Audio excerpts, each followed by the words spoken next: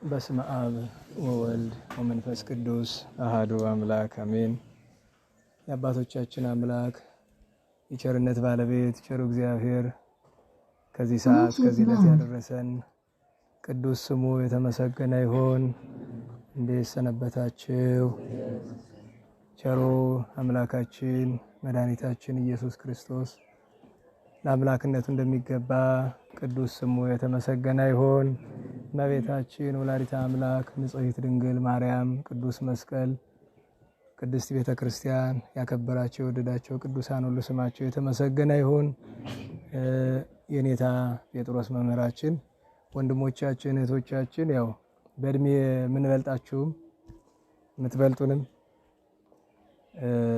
ስላገኘዋችሁ ደስ ብሎኛል። እንግዲህ ያው ብዙ ጊዜ ቤተ ጉባኤ በመጻሕፍት ጉባኤ ቤቶች ላይ ነው እንጂ በዜማ በቅኔ በአቋቋም ጉባኤ ቤት ተገኝቼ አልፎ አልፎ ከሆነ በተለይ በቅኔ ቤት አስተምሬ አላቅም። የመጀመሪያ ነው። ማስተማር ሲባል እንደ መወያየት ቁጠሩት እንጂ አንደኛ የጉባኤ መምህር በመካከላችን አሉ።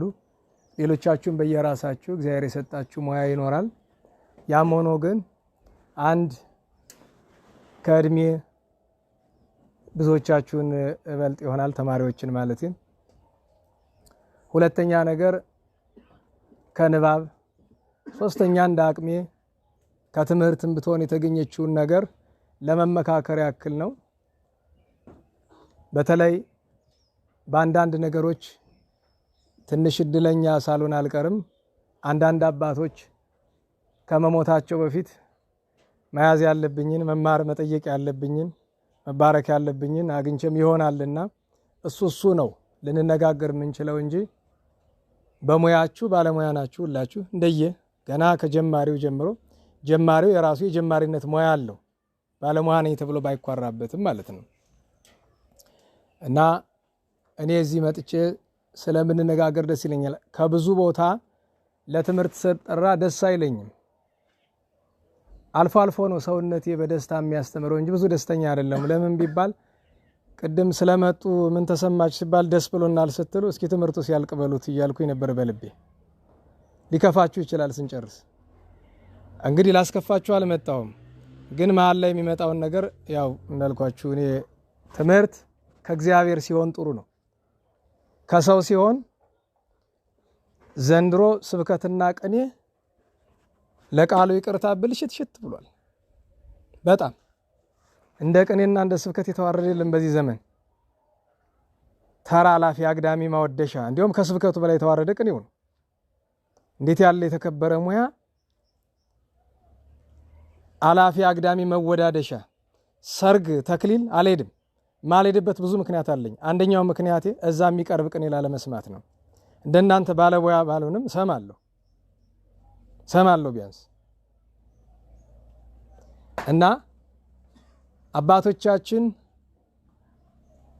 ከመንፈስ ቅዱስ ተቀብለው የሰጡንን ሙያ አለቦታው እያዋልነው እያዋረድነው ይገኛል። ከጥቂት መምህራን እና ከጥቂት ብስል ደቀ መዛሙርት በቀር ማለት ነው። እና ድንገት ቅር የሚያሰኛችሁ ነገር ብትሰሙ ቻሉት። የምታውቁኝ ሰዎች ካላችሁ ቅር አይላችሁም። ያው የኔ ነገር የታወቀ ነው ምንጊዜም የትም ቦታ ብሄድ። ምክንያቱም እናንተን ደስ ይበላችሁ የምናገረው ነገር አይኖርም። ይረባችኋል፣ ይጠቅማችኋል ብዬ የማስበውን ነገር ነው። ስለዚህ በኃይለ ቃል ከምጀምረው ታሪክ ብጤ እናንሳ። በዚህ ዘመን የትውልዱ በሽታ በቤተ ክህነትም በቤተ መንግስትም በህዝቡም ዘንድ ታሪክ አለማወቅ ነው። ለምሳሌ ይሄ ያላችሁበት ጉባኤ በእርግጥ ሲመሰረት ወንበሮ እዚህ ያለም የነበረ ግን የዛሬ 330 ዓመት አካባቢ ጉባኤ ነበረው። ሰፊ የቅኔ ጉባኤ ነበረው። እቴጌ ምንትዋብ ክርስትና ስማቸው የንታን እናንተ አትንገር ልትነግሩኝ አይደለም፣ እሱማ ይታወቃል። ተማሪውን ለመጠየቅ ነው እንጂ ውለታ ቢስ ነው ወይስ አይደለም የሚለውን ለማወቅ ነው። በዚህ አካባቢ ያላችሁ ሰምታችኋል ምን እንዳሉ አይደል? በኋላ ያላችሁ እቴጌ ምንትዋብ ክርስትና ስማቸው ማን ነው? እሺ ወለተ ጊዮርጊስ በሉ እስቲ። የሚገርማችሁ ነገር ከተቻለ የዚያ ናርጋ ስላሴ እሳቸው አይደል ያሰሩት ናርጋ ስላሴ ላይ ያለ ከስዕለ አድኅኖ በታች የእሳቸው ዘከመተ ማኅፀነት የሚል ስዕላቸው አለ። እሱ ፕሪንት ሆኖ እዚያ አካባቢ ቢቀመጥ ብታስታውሰኝ እዚያ ፕሪንት አድርጎ እዚህ ማስቀመጥ ይገባል። ለምን መሰላችሁ? እቴጌ ምንትዋብ አንዳንድ ህገወጥ ሰዎች በአንዳንድ ነገር ታሪካቸውን ለማበላሸት ይሞክራሉ። ሀቁ ግን እንደሱ አይደለም። እንድታውቁት የሚያስፈልገው ለምሳሌ አንድ አጭር ታሪክ ልንገራችሁ። ማሕሌተ ጽጌ ታውቃላችሁ አይደለም? ማሕሌተ ጽጌ ጀማሪዎቹ አባ ጽጌ ብርሃንና አቡነ ገብረ ማርያም የሃንታው ናቸው። የወለቃው አባ ጽጌ ድንግል፣ ጽጌ ብርሃን፣ ጽጌ ድንግል፣ ዮሐንስ የአንድ ሰው ስም ነው ሶስቱም። እነሱ ከጀመሩት በኋላ በግራኛ አመድ ዘመን ጠፍቶ ነበረ። ከዚያ ተመልሶ በጎንደር ዘመን ተቋቁሞ ሲካሄድ ቆይቶ አንድ ሰው ምን የሚል ታሪክ ሲናገር ሰማሁኝ። የማሕሌተ ጽጌ መሰረቱ ግምጃ ቤት ነው። አሁን የታሪክ ሽማ አያስፈልግም። የማሕሌተ ጽጌ መሰረቱ መጀመሪያ ነገር እንደ ጎንደር ከሆነ ደብረ ቁስቋም ነው። ምክንያቱም ደብረ ቁስቋምን ሲያሰሩ ታውቃላችሁ አይደለም? ሸወቄት ከጣት ቀለበት ሲባል ሰምታችኋል? እዚህ አልሰማችሁ? ይህን አንዳንድ ቀን ታሪክ አዋቂ ያስመጡ ያስተረኩላቸው። የመንፈሳዊ ብቻ ሳይሆን የደብሩ ታሪክ ያስፈልጋቸዋል። ሸወቄት በሉ እስቲ፣ ኧረ በደንብ በሉ። ከጣት ቀለበት። ምክንያቱም የቃል ኪዳን ቀለበታቸውን ጨምሮ መሰሪያ አድርገውታል እንድታውቁት። ግን ስርዓት ደግሞ ተማሩ። ያን ያደረጉት ባላቸው ስለሞቱ ነው። በትዳር ያለ ሰው የቃል ኪዳን ቀለበቱን ስጦታ አይሰጥም። ተው፣ ነውር ነው። እቺን ደግሞ ሰው ተለምዷል። በየቤተክርስቲያኑ በየአውደ ምሕረቱ የለም፣ አይሰጥም። እሱ የአንገት ማተብ የቃል ኪዳን ቀለበት ስጦታ ተብሎ አይሰጥም። እሳቸው ግን ባላቸው ስለሞቱ በሕይወት ስለሌሉ ያንን ውድ ቀለበት ሰጥተዋል። እሱ ብቻ አይደለም፣ ሺህ ሰሪ በሉ እስቲ 500 አነዋሪ የደብር ሲሰራ እንደሱ ነው የነበረ። አነዋሪ ምን ማለት ነው? ገምጋሚ ነው። አቃቂር የሚያወጡ ማለት ነው። 1000 ባለሙያ ደብሯን ያንጻል። 500 ምንድነው ስራቸው? እየተከታተሉ እያንዳንዷን ነገር መገምገም፣ ስህተት እንዳትነው። ዛሬ እኮ ቆሞ የምታዩት በዛ ምክንያት ነው፣ ከእግዚአብሔር ቸርነት በታች እና እኒህ ደግ እናት እቴጌ ምንትዋብ ይህንን ቤተ ክርስቲያን ሲሰሩ ካደረጓቸው ነገሮች መካከል በእርግጥ ትንሽ አንዳንድ ጉዳት በቅርብ ጊዜ አመጥተዋል። ዛፎቹን ስታዩቸው ጥዶቹ ዘመም ዘመም ያሉ ናቸው አይደለም? ምክንያቱ ምንድን ነው? ምልስ አፈር ስለሆነ ነው። ይሄ ምልስ አፈር ተርታ አፈር እንዳይመስላችሁ ከግብፅ ደብረ ቁስቋም በአጋስስ በግመል ተጭኖ ይመጣ እመቤታችን ካረፈችበት ከዋናው ደብረ ቁስቋም ያላችሁበትን ስፍራ ማወቅ ይቀድማል ብዬ ነው መጀመሪያ። ይህንን አድርገው ማሕሌተ ጽጌ የጎንደር መሰረቱ የመጀመሪያው የደብሩ አለቃ መልአከ ፀሐይ ሮብዓም እና መጀመሪያው የጉባኤ መምህር መርጌታ ኢሳይያስ የሳቸው የስንት ጊዜ የቅኔ ቅድመ አያት ማለት ይቻላል። የቅኔና የመጻሕፍት መርጌታ ኢሳይያስ እንዴት ያሉ ሊቅ ነበሩ! በዚያው ዘመን የነበሩ በእቴጌ ምንትዋብ ዘመን። አንድ ታሪክ አልሰማችሁም? በዚህ በኩል ጉድጓዱ አሁን እንኳን ይኑር አይኑር አላውቅም፣ ጉድጓድ ነበረ። የጉድጓዱ ምክንያት ታውቃላችሁ አይደለም? በቤተ መንግስትና በቤተ ክህነት ሽኩቻ ነበረ። እቴጌይቱ በጣም ሊቃውንትን ይወዳሉ። እሳቸውና ልጃቸው ቋረኛ ኢያሱ ሕግ አውጥተው ነበረ። 4 አይና ሊቃውንትን ወርቅ ጫማ እናለብስ። ወርቅ ጫማ ንጉሱ ብቻ ነው የሚለብሱ እንድታውቁት፣ እዛ ውጭ ማንም አይለብስም። ወርቅ ጫማ 4 አይና ለሆኑ ሊቃውንት አለብሳለሁ እና በጎንደር በየስፍራው እንዶድን የነበረ። የዚያ ምክንያቱ ምንድነው? አንድም ተማሪ አንድም መምህር ያደፈ መልበስ አይችልም። ጎንደር ውስጥ ሲገባ ሁሉም ነጭ ነው መልበስ ያለበት፣ ጥሩ ልብስ። ቢያጣ ከውሃ ከቃሃ ካንገረብ አድርሶ በፈጭፋጭትም በምንም ቢሆን አጥቦ መግባት ነው ያለበት እና ደረጃ ወጥተው ለቁጥር ተማሪ ሰርከብስቱ ይሄ ነው፣ ለዜማ ተማሪ ይሄ ነው፣ ለቅኔ ተማሪ ይሄ ነው፣ ለመጻሕፍ ተማሪ ይሄ ነው፣ ለአቡሻር ተማሪ ይሄ ነው ተብሎ ለእያንዳንዱ ወጥቶለት ሰው መንፈሳዊ ደረጃውን ብቻ ሳይሆን ስታተሱንም ፍለጋ መቀመጫውም ይለያል። ግብር ሲገባ ግብዣ ሲደረግ ማለት ነው። ይህንን ሁሉ አድርገው ሊቃውንትን ከመውደዳቸው የተነሳ አድሎ ለሊቃውንት ተደረገ ብለው መኳንንቱ ቀርበው እቴጌ ሆይ ለምን ያዳሉብናል? ምን አዳላሁባችሁ? ጠላት ቢመጣ ደማችን ምናፈስኛ አገር ምን ጠብቅኛ ሌባ ምን ይዝኛ እነዚህ ጩኸት ነው ሌላ ነገር የላቸውም ለምንድነው ለነሱ የሚዳላ ብለው ሲላቸው አይ ከነሱ ያለኝን ጥቅም እናንተ አላወቃችሁም ማለት አይ ቴጌ በዚህ ዝም ብለው ነው ምን ጥቅም አለውት ጥቅሜን እንዳሳያችሁ አንድ ፈተና ላቅርባሉ ጉድጓዱ ተቆፈረ ቅል እዚያ ውስጥ ከተቱ ማንጠልጠያ የሌለው ቅል እችን ቅል ከጉድጓዱ ውስጥ ሳይገባ ያወጣ የኔ ቀራቢ እሱ ነው ከዚህ በኋላ ዳኝነቱ እሱ ነው መኳንንቱ በምንም አድርገው ሞከሩ ተንጠላጠሉ በእንጨት አሉ በምን አሉ መጨረሻ ይሄ ቅል ከተውኑ መውጣት አይችልም ማለት ጥሩ እንግዲህ ያው ሊቃውንትን ጥሩ ተባለ እነ መርጌታ ኢሳይያስ ሌሎችም መጡ ይሄን ቅል ማውጣት ትችላላችሁ አሁን እንችላለን እንዴት አድርጋችሁ እዩን ኑ ትልልቅ መንቀላቸውን ይዘው እንስራቸውን ይዘው ቃ እያመላለሱ ውሃ መሙላት ውሃው ሲሞላ ቅሉ ወጣ ይኸውላችሁ ካህንና ሴት በጉልበት አይሆንለትም የካህንና ሴት ጉልበቱ ብልሃት ፈሊጥ ነው ዛሬ እውነቴን ነው ካህን በገንዘብ አያሸንፍም በጉልበት አያሸንፍም የካህን የቤተ ክህነት ሰው እና ሴት ጉልበታቸው ፈሊጥ ነው እና እኒህ ንግስት ከሚያስገርመኝ ገድላቸው መካከል ማሕሌተ ጽጌ ሲቆም በሰውነታቸው በቁመታቸው ልክ ትልቅ ጋን አሰርተው ቀዝቃዛ ውሃ አስገብተው እስከ አንገታቸው ሰጥመው ነው ሙሉ ማሕሌት የሚያዳምጡ የነበረ ቀላል እንዳይመስላችሁ ክቡር ስጋቸው እዚህ አለ እና የራስን ታሪክ ማወቅ ይቀድማል ስለዚህ እችን ስለ ደብረ ቁስቋም እንደ ፍንጭ ወሰዷት እችን ይዛችሁ ጠይቁ እዚህ ካህናቱ ሊቃውንቱ ታሪኩን በደንብ ያውቃሉ ብዬ ተስፋ አደርጋለሁኝ አስጎብኚዎችም ይኖሩ ይሆናል አንድ ቀን ያስረዷቸዋል ከዚህ በላይ በሄድ ሰዓት ሄዳለ አንድ ሁለተኛ ነገር በየትኛውም ጉባኤ ቤት ሲሄድ እንደ ትልቅ ክፍተት ማየው አንድ ሰው አቋቋም ተምሮ አለ የተባለ ባለሙያ ሆኖ አቋቋም ከምን እንደመጣ ግን አያውቅም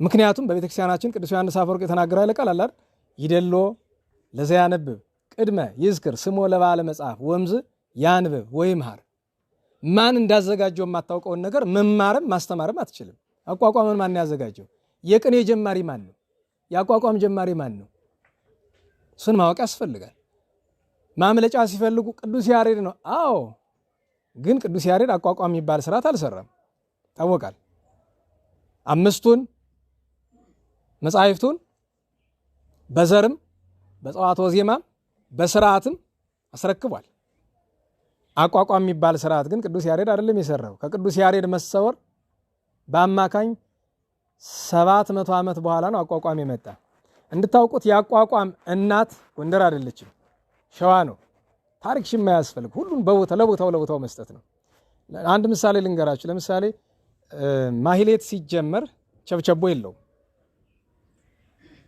መጀመሪያ ደግሞ ከበሮም አልነበረውም ቅር ካላላችሁ ከበሮና ጸናጽልም አልነበረውም ማሕሌት ሲጀመር ከበሮና ጸናጽል የሌለው ማሕሌት እንዴት ነው ብላችሁ ግራ ሊገባችሁ ይችላል አዎ አልነበረውም መጀመሪያ ኋላ ነው ስርዓቱ ቀስ እያለ አባቶቻችን እግዚአብሔር እንዳቀበላቸው እንደዚህ ያመጡት እንጂ በቅዱስ ያሬድና በአባ ጊዮርጊስ አገልግሎት ጸዋትወ ዜማ ውስጥ ከተውኑ ከበሮና ጸናጽል አታገኙ ለምን የፍጹማን አገልግሎት ነው የፍጹማን አገልግሎት ትርፍ ነገር አይሻም አሁን ጸናጽልና ከበሮን ትርፍ ናቸው ለማለት አይደለም ከመንፈሳዊ ልቅ ለስጋዊ ነገር የመሳብ አቅም ስላላቸው ጥንቃቄ ያስፈልጋል ዛሬ ከበሮ መጫወቻ ሆኖ ታዩት የለ ቸብቸቦ ሲገባ ለመጀመሪያ ጊዜ የቸብቸቦ ስርዓት የተሰራባት ስፍራ ገንቦ ትባላለች ሀገረ ገንቦ ማሕሌተ ገንቦ ሲባል ስሙ የለ ሰው ማሕሌተ ገንቦ ጠላ ጠጥቶ የሚደረግ ይመስለዋል ገንቦ የስፍራ ስም ነው ገንቦ የሚባል ስፍራ ነው ገብቷቸዋል ቸብቸቦ የተጀመረባት ናት ይባላል በትውፊት ታዲያ አባቶቻችን አይ ይሄማ በኋላ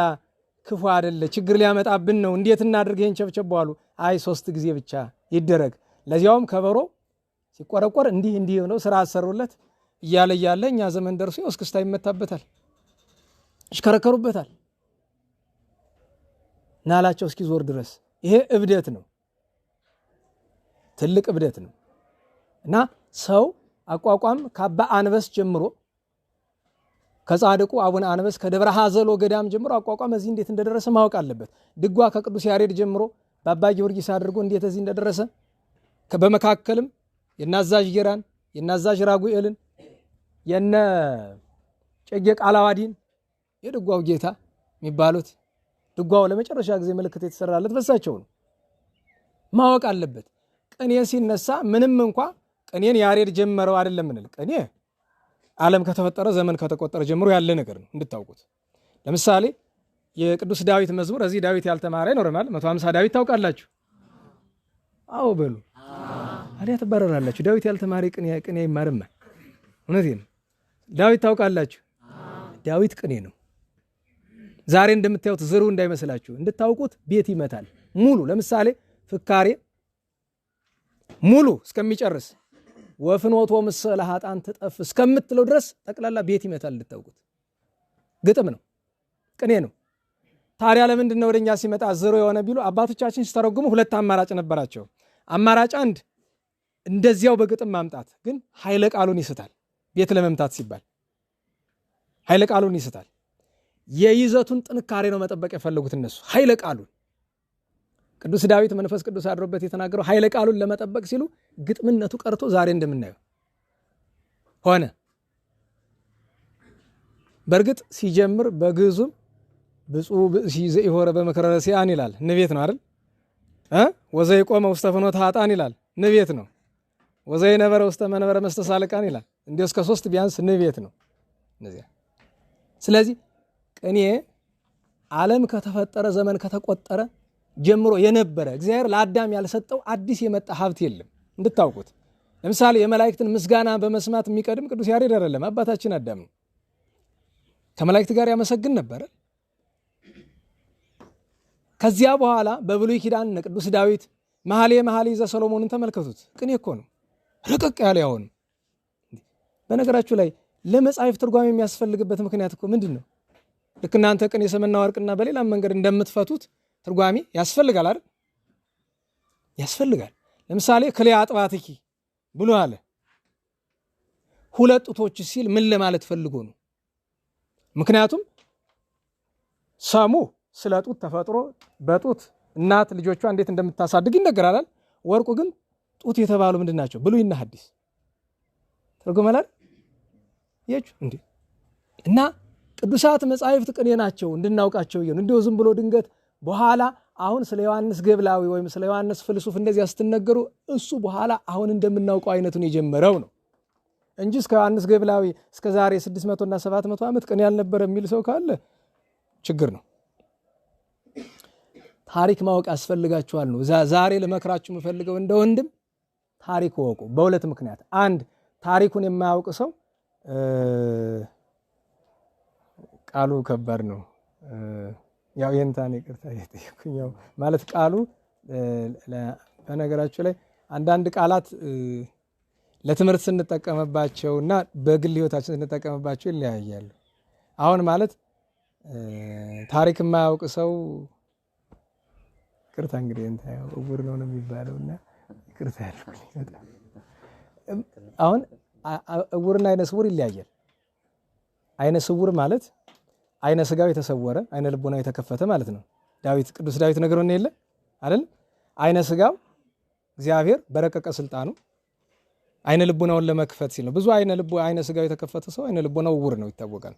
እና እውር ማለት አይኑ እያየ የማያይ ሰው ነው። እኛንን በብዛት እውር የምንባለው ታሪክ የማያውቅን ሰው ነው እንደዛ የሚለው ልበ እውር ማለት ታሪክ የማያውቅ ሰው። አንድ ሁለተኛ ነገር ታውቃላችሁ ለቅኔ ታሪክ ምን ያህል እንደሚረዳ ግን ማዝነው በቅኔ ቤት በብዙ ቦታ ስመለከት ታሪክ ሲተረክና ስንክሳር ሲነበብ የቅዱሳን ነገር ሲነገር አብዛኛው ተማሪ ለቅኔው እንዲጠቅመው እንጂ የሚሰማው ነገር በረከት ህይወት የሚሆነው አይመስለውም።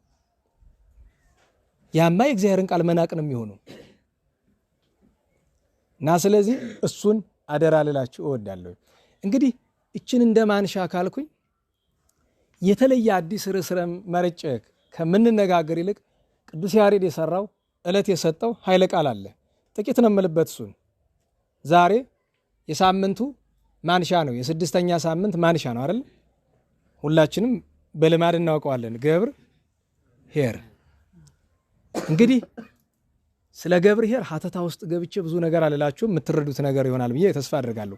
አንዲት ማንሻ መገለጫ ግን ልስጣችሁ። አይተው አትድከምበት። እንደሱ ያለ ነገር አንድ እምቢ ካለ ችግር ነው፣ መረበሽ ነው ስራው፣ ሰው ሰራሽ ነገር ስለሆነ ድምፅ ማጉያ ብዙ ጊዜ ይሰማችኋል አይደል? ይሰማል አይደል? በቃ የማይሰማው ካለ ደግሞ ቀረብ ማለት ነው፣ ችግር የለውም። አንዲት ማንሻ ልስጣችሁ። እናንተ ቅኔ ተመራችሁ፣ በቅኔው ከቆማችሁ የቅኔን ትምህርት ዋጋ አላወቃችሁትም። ሰው ቅኔ የሚማርበት ብዙ ምክንያት ይኖረዋል። መሰረታዊ ምክንያቶቹ ሁለት ናቸው። አንደኛው እግዚአብሔርን ለማገልገል ነው አይደለም? በቅኔ እግዚአብሔርን ማገልገያ ቦታው ደግሞ በዋነኝነት ማህሌት ነው። ስለዚህ ለአገልግሎት ነው የምንማረው። ሁለተኛ ቅዱሳት መጻሕፍትን ለመረዳት ነው፣ ምስጢር ለማወቅ ነው። ስለዚህ አንድ ሰው ቅኔ ተምሮ መቅረት የለበትም፣ ወደ መጻሕፍት መሄድ አለበት። ሲሆን ሁሉንም መማር ቢያቅት ቢያንስ መጻሕፍትን መመርመር ያስፈልጋል። ለምን? መጻሕፍትን ካልተረዳን ባዶ ቅኔውን ብቻውን አይሰራም። ምን ያደርጋል? ምክንያቱም አንድ ሰው ቁልፉን ገዝቶ ቤቱ ግን የለው እንደማለት ነው። እውነቴን ነው። መጻሕፍት ካልተማራችሁ እኔ ቅኔ ጉባኤ ላይ ያለው ብዬ ቅኔውን ከፍ ከፍ ማድረግ አልፈልግም። ምክንያቱም መፍቻ ቁልፍ ነው። ራሱን ችሎ አይቆምም አይደለም፣ የሚቆምበት መንገድ አለው ለአገልግሎት። ነገር ግን ለሃይማኖታችን ያልተረዳነውን ነገር ማገልገል አንችልም። በዚያው ላይ ደግሞ አንዳንዱ ሰው ቅኔ ሲያቀርብ ቆጥሮ የሚሆን በዘረፋ በጣም ለመሰወር ጥረት ያደርጋል። ምን ያደርግልሃል? ምንድነው ዓላማው? ከማን ነው መሰወር የምንፈልግ? አንዳንድ ጊዜ ጠላት እንዳይሰማው ከሆነ ለምእመናን ለካህናት ለምን እሰውርባቸዋለሁ? ትንሽ በነገራችሁ ላይ በታሪክ ብዙ ቅኔ ተመልክቻለሁኝ። ለመረዳት የሚያስቸግር የለውም። ግልጽ ነው። በቃ ሰው ቋንቋ ካወቀ ትንሽ ቅኔ ካወቀ ይገባዋል። አሁን በቅርብ ጊዜ ግን በተለይ ባለፈው 70-80 ዓመት ወዲህ ያሉትን ስንመለከታቸው ቁልፍልፍልፍ እያለ ነው እና አንዳንዱን ቅኔ ለማስተዋል ቀኑን ይወስዳል። አንዲት መወድስ ምንድናት ብሎ ለማስተዋል የሚያውል የሚያሳድር እየሆነብን ነውና እኔ የንታጹብ የሚባሉ ጎንደር መምህር ነበሩ። አለቃጹብ ወይም የንታጹብ የሚባሉ መቼም በቅኔ ሐረገ ትውልድ ተወዳዳሪ የላቸውም ከሚባሉ መምህራን አንዱ የንታጹብ ናቸው። ታዲያ በየንታጹብ ታሪክ ውስጥ ከሚተረኩ ነገሮች እሳቸውን እኔ በእድሜ ያልደረስኩባቸውም፣ እኔ ከመወለዴ የተወሰነ ዓመት በፊት ነው ያረፉት። ግን የእሳቸው ጋር የነበሩን የማውቃቸው ሰዎች አሉ። አሁን በቅርብ ያረፉ አንድ መምህርን ጨምሮ ማለት ነው። እና በጣም በቅኔ የደረሱበት ደረጃ መቼም ወግ የለውም። ግን ያም ሆኖ ሰው የተማረው ትምህርት ትሁት ካላደረገው ከባድ ነው። እሳቸውን ለመተቸት አይደለም፣ እኔ የረገጡትን መሬት አላክልም። እና ምን ያስታውሳሉ ስለሳቸው እየስላቸው 93 ዓመት ሽማግሌ ናቸውና በቃ በጣም ቅኔ አዋቂ ነኝ ብሎ አንድ ሰው ሲመጣ ቅኔ መምህራን ከተለያየ ስፍራ ሊጠይቋቸው ሲመጡ ምንድን ነሽ አንቺ? ቅኔ መምህር ነኝ። እስቲ ልስማሽ። በዘረፋ ያቀርባሉ። አይ ገና ነሽ፣ ቅኔ አሁን በዚህ ነው የምታስተምሪ? በይኔ ተማሪ እንደገና። ይሄ ሞራል መንካት ከባድ ነው። ለምን ቢባል የሰው ስጦታው ልዩ ልዩ ነው። አንዱ ከአንዱ የመድረስ ግዴታ የለበትም። በእውቀት ደረጃ ማለት ነው። በመንፈሳዊነት ደረጃ ቢሆን እንኳ ጥሩ ነበር። እና እሳቸው ናቸው አይደለም ከጉዱ ካሳ ነው ከማን ጋር ተወዳድረው 3 ሙሉ ቤት ሄደው እሱ በአራተኛው አነከሰ ይባላል። አነከሰ ማለት ታውቃላችሁ፣ እያጠረው ሄደ። እዚያ እሳቸው አሸነፉትና እጹብኬ እጹብ ውእቱ እስመ ለእጹብ ትርጓሜ ያልቦቱ አሉ የሚባሉ እሳቸው ናቸው። በቃ አለቀ ነው። እናንተ ስለሚገባችሁ ምን አማርኛ ያስፈልገዋል? እንደዚያ እና በጣም ደግሞ ለምስጋና ከሆነ ሰው እንዲረዳው ማድረግ ጥሩ ነው። በመጠን ማድረግ፣ በተለይ ደግሞ ደረጃችሁ የእውቀት ደረጃችሁ ከፍ ያለውን ማለት ነው። ይህንን ያነሳሁት ለምንድን ነው? ዓላማውን ላለመሳት። ምክንያቱም አንድ ሰው ቅኔ ሲያቀርብ እንዴት ያለ ቅኔ ያቀረበ ልምባል ከሆነ ተጎድቷል። ልክ ዲያቆኑ ቅዳሴ ገብቶ ድምፁ ማጓ ሲሰጠው እግዚአብሔር እንደሚያስብ የምትሰማውን አንዲቱን ጾዴ ነው የሚያስብ። ዲያቆን ማንን እያሰበ ነው የሚቀድስ? እናውቀዋለን እኮ። እውነቴን ነው። በተለይ ሴት ካለ ችግር እኮ ነው። አልፈንበታል፣ ብዙ ዓመት ነው። እና ለሰው ተብሎ የሚቀርብ ነገር እርዳታ ብቻ አደራ። እቺ እንዳትረሱ። እንዴት ዋላችሁ? በደንብ እግዚአብሔር ይመስገን በሉ። ለሰው ብሎ የሚቀርብ ነገር ምን ብቻ ነው? እርዳታ ብቻ ነው እንጂ መንፈሳዊ ነገር አገልግሎት፣ ማህሌት፣ ቅኔ፣ ቅዳሴ ለሰው ተብሎ አይቀርብም። ስብከት እንኳን ለሰው አይደለም፣ ሰውን ወደ እግዚአብሔር ለመጥራት ስለሆነ ሰውን ደስ ይበለው፣ ሰው ያድንቀኝ ተብሎ አይነገርም። እኔ እየነገርኳቸው ያለሁት ነገር ሙያውን እንዳታዋርዱት ነው። አሁን ከተዋረደው በላይ ወደ ዋናው ጉዳያችን እንምጣና ስለ ገብርኄር መደበኛው ትርጓሜ አለ። ባለ 5 ባለ 2 ባለ 1 የሚለው እሱና ቆዩ እንዳልኳችሁ ወይ በሌላ ቦታ ተመራችሁት ይሆናል፣ ሰምታችሁት ወይ አንበባችሁት ይሆናል። እኔ ታማኝ አገልጋይነት ገብርኄርነት ከጉባኤ ቤት አንፃር እንዴት ማየት ይችላል? እንዳስተማሪ እንደተማሪ አጭር ብቻ ነው። አንደኛ አንድ ሰው መጀመሪያ ክርስቲያን መሆን አለበት። አሁን ለምሳሌ ከእናንተ መካከል ክርስቲያን የሆነ አለ? እጁን ያውጣልኝ እስኪ። ክርስቲያን የሆናችሁ ሰላም ነው የሚያስተምሩ ይኔታ ጭጫሉ ክርስቲያን የሆናችሁ ይሄው እንግዲህ እየተሳበን የሚሆነው እሺ ተባረኩ። እግዚአብሔር አውርዱ። እሺ አውርዱ። ቀላል ነገር ነው። አሁን ደግሞ ክርስቲያን ምን ማለት እንደሆነ የሚነግረኝ ሰው እጃችሁን ካወጣችሁት መካከል ክርስቲያን ምን ማለት ነው? መቼም ሰው ያልገባውን ነገር ነኛ ይልም አይደል? ልክ የአራዳ ወጣት አለ እንግሊዘኛ ያልተማረ ቲሸርት ዘናጭ ቲሸርት አገኘው ብሎ አራዳ ገዝቶ ይመጣል እና እዚህ ደረቱ ላይ ጽሑፍ አለው። ምን ይላል? አም ፕሬግናንት ይላል። እዛ ፈረንጅ ሀገር ያለች ነፍሰ ጡር እያለች ለብሳ የነበረችውን በሐራጅ ልካው ነው ታጥቦ እዚህ ቡቲክ ገብቶ ነው እና ደረቱ ላይ ምን ጽፎ ነው የሚሄድ? እኔ ነፍሰ ጡር ነኝ። እንግሊዘኛ ነው ስለማያውቀው ማለት ነው። አትሳቁ እናንተም እንደዛ እንዳትባሉ። ክርስቲያን ነኝ ብላችሁ እጅ አውጥታችኋል። ክርስቲያን ምን ማለት ነው? አንድ ሰው ያግዘኝ። ክርስቲያን ምን ማለት ነው? እሺ አይውላችሁ እኔ በስም ከሆነ የሥላሴ ልጅነት በጥምቀት ስለተሰጠኝ የስም ክርስትና አለኝ። ከዛ ውጭ ግን ክርስቲያን ነኝ ብዬ አላስብም። ለምን? ክርስቲያን ማለት ክርስቶስን የሚመስል ክርስቶስ ያደረበት ማለት ነው። አሁን ክርስቶስን የሚመስል ከመካከላችን ማን ነው? ጌታችን በቅዱስ ማቴዎስ ወንጌል በምዕራፍ 11 ቁጥር 28 ላይ ተማሃሩ ምኔ ከኔ ተማሩ። በዮሐንስ ወንጌል ምዕራፍ 13 ላይ እስመ አርአያ ወሀብኩክሙ ምሳሌ መሆንን አብነት መሆንን አድርጌ ሰርቼ አሳይቻችኋለሁ። ስለዚህ አንድ ሰው ክርስቲያን የሚባል መድኃኒታችን ኢየሱስ ክርስቶስ መድኃኒታችን እንዴት ነው መምሰል የሚቻል ቢባለው ቅዱስ ጳውሎስ በአንደኛ ቆሮንቶስ 11:1 ላይ እኔ ክርስቶስ እንደምመስል እናንተ ማንን ምሰሉ? እኔን ምሰሉ ብሏል። ስለዚህ ክርስቶስን ለመምሰል መድኃኒታችን አምላካችን ቅዱሳንን መምሰል ያስፈልጋል። ቅዱሳንን የሚመስል ሰው አለ? እንኳን መምሰል እንደው ለመምሰል ሐሳቡ ያለው ሰው አለ? በነገራችሁ ላይ እንድታውቁት ነው እውነቴን ነው።